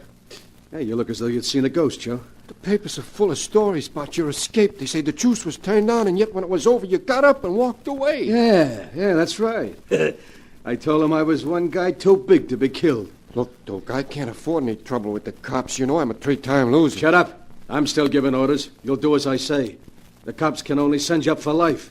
I can do worse. Don't talk like that, Duke. You know you can count on me. I'll do anything you say. You'd better. I'm going to hole up here for a couple of weeks until the heat's off. Meanwhile, I'm going to make plans, big plans. I'm bigger than just being the king of the underworld. If I organize things right, there's no reason I can't use the underworld to take over the rest of the world. Yeah, that would make me king of the world. Wouldn't be hard to either. Why is that clock so loud? I can't even hear myself talk. What clock? There isn't any in this apartment. Are you deaf? Can't you hear it? No, Duke, honest. I don't hear a thing. You must be imagining things. I don't know. I don't hear it so loud now either. Yeah, I guess maybe it was my imagination. Yet I could have sworn. Well, never mind. I got other things to think of. Big things.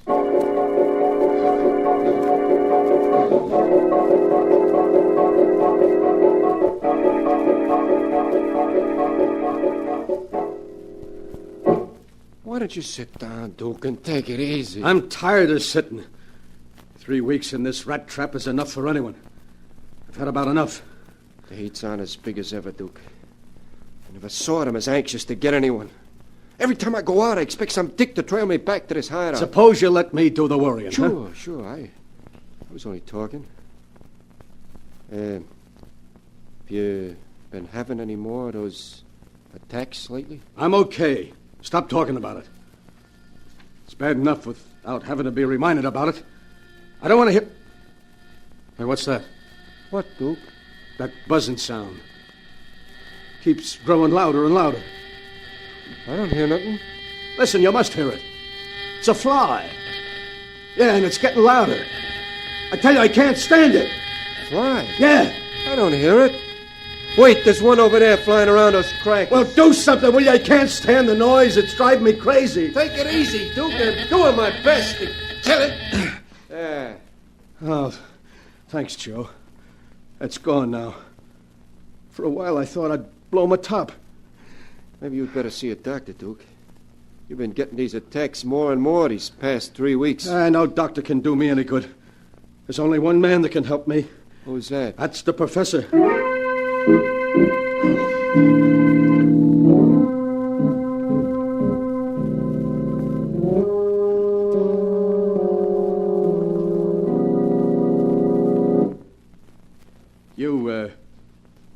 You remember me, don't you, Professor? Yes, of course.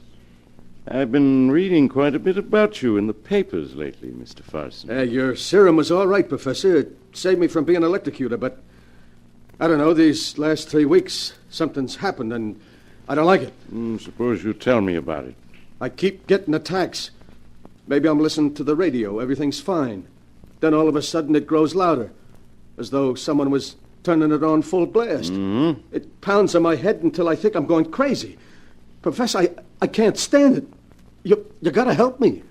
You recall that when you asked for my serum, I told you it hadn't been perfected? Well? That I didn't know what effect it would have on the human body? Yeah, I know, but you gotta help me now. I can't go on this way. I keep waiting for the next attack. Each one is worse than the last. You remember my Great Dane Caesar, don't you? Yeah, sure. He tried to take a piece out of my throat, didn't he? I'll open this trap door. You can see him in the cellar. Huh? There he is, Mr. Farson. Well, what's wrong with him? Why does he keep whining like that? Caesar, too, received an injection of the serum, Mr. Farson, 6 months before you received yours. Yeah? Now, every sound he hears is 100-fold greater. I'm speaking to you in normal tone of voice. Yet to Caesar, I'm shouting unbearably loud. You mean that... Caesar has passed into a condition where every sound is sheer torment. To be quite frank, he went insane 3 months ago. Oh. Well, why don't you kill him? Put him out of his misery. You forget, Mr. Farson, that the serum still protects him from death. He can't die. And is that what'll happen to me in a few months? Yes, I'm sorry to say. But, Professor, there must be something you can do. Maybe you got another serum, huh? Anything. I've got money. I'm sorry, but it isn't a question of money. I can offer you no help. I can't go on this way, waiting for each new attack. And then in the end, if only there was an end, if only I could die. Possibly there is a way out. There is? Tell me. I'll do anything. Well, as you know, my serum can prevent death from a dozen bullet wounds. But there might be one way its great healing powers could be defeated. Yeah, which way is that? If you were to use an explosive, a powerful explosive, you might blow yourself up into so many pieces that the serum would no longer be able to defeat death. Yeah, I see what you mean. One of the mob once had an accident with nitro. They never found a trace of him. Yeah, nitro. That would do the trick. Yes, quite possibly. If the attacks continue and they're beyond endurance, it may be your one way of escape. My one way of escape? Once I thought that with your serum, I'd come to rule the world. Now I'm looking for a way out of it.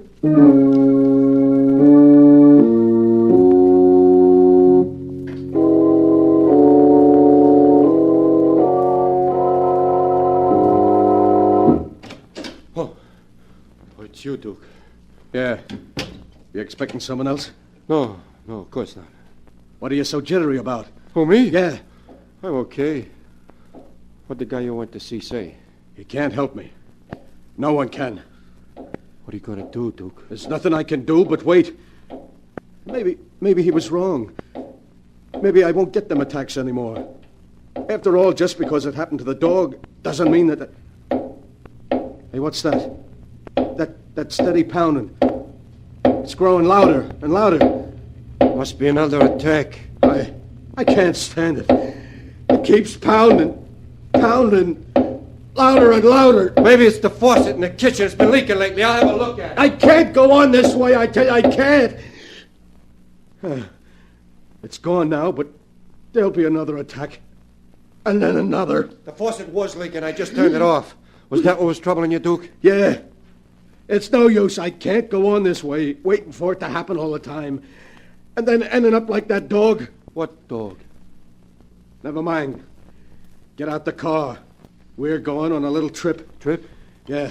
Where to, Duke? Upstate to the old hideout. I'm going to try to take the one way out.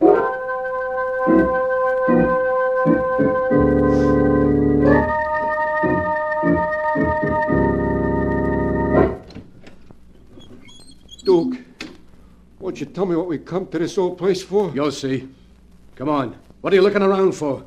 Nothing at all. Have you got the shovel? Yeah. Won't you at least tell me what we need the shovel for? You're going to do some digging for me in the cellar. There's something buried in the cellar? Yeah, nitro. All right, here's the cellar door. Nitro?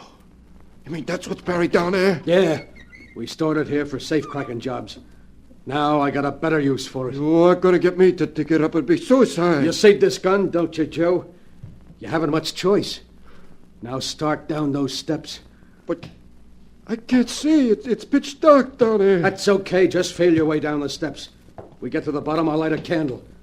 Duke, please don't make me. Keep going. Duke, that was the bottom step. What about lighting a match? Okay, just a second. I've got one here. Ready, Ross? I got his gun. I got him. Let go of me. I gotta reach that nitro. Let go. Get him, coppers! Get him, or he'll blow us all up! You rat! You squealed on me. Hold the light on him, Jordan. Well, I slipped the cuffs on him. I got him. You've got to let me get to the nitro. It's the only way I can die. He's as crazy as a loon. Yeah, the place for this guy's in a padded cell.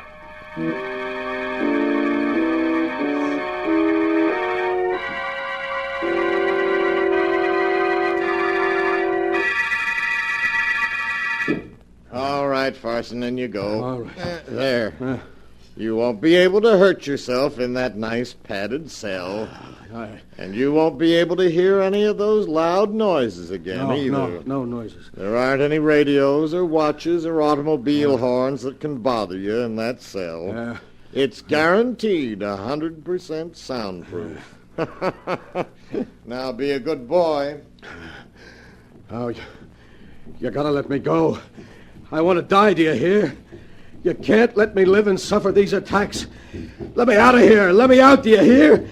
I can't stay. Oh, it's starting again. Another attack. It's growing louder and louder. A steady pounding. Oh, it's my heart beating. Growing louder and louder. I can't stop it. I can't stop it. I can't stop it.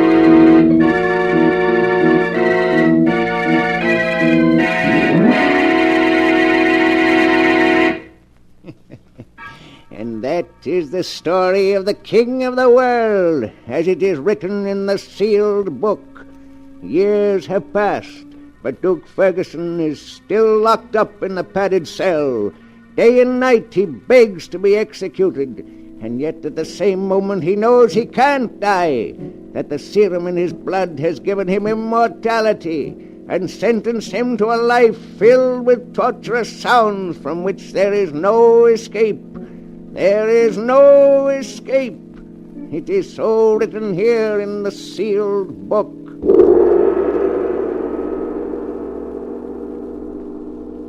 But the sound of the great gong tells me I must close the great book once again. One moment, Keeper of the Book. What story from the sealed book will you tell us next time? Next time?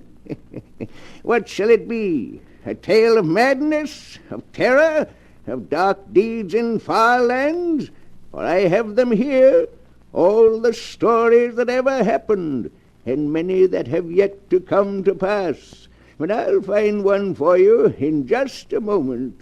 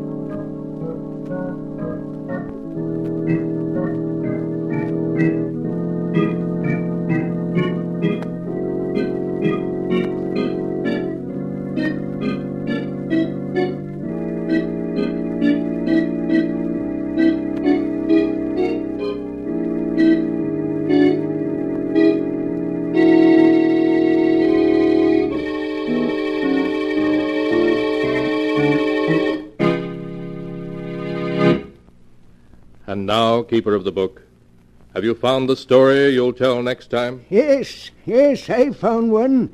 It's a story about a ruthless man who put money above all and wouldn't stop at murder to achieve his ends. The title of the tale is Death Spins a Web.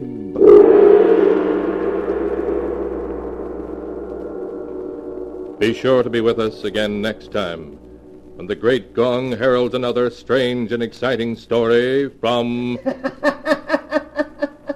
The Sealed Book. Here's Ella Raines, one of Hollywood's loveliest young stars' own tip on complexion care. I never skip my Lux Soap facials a single day, she says. They're so quick and easy.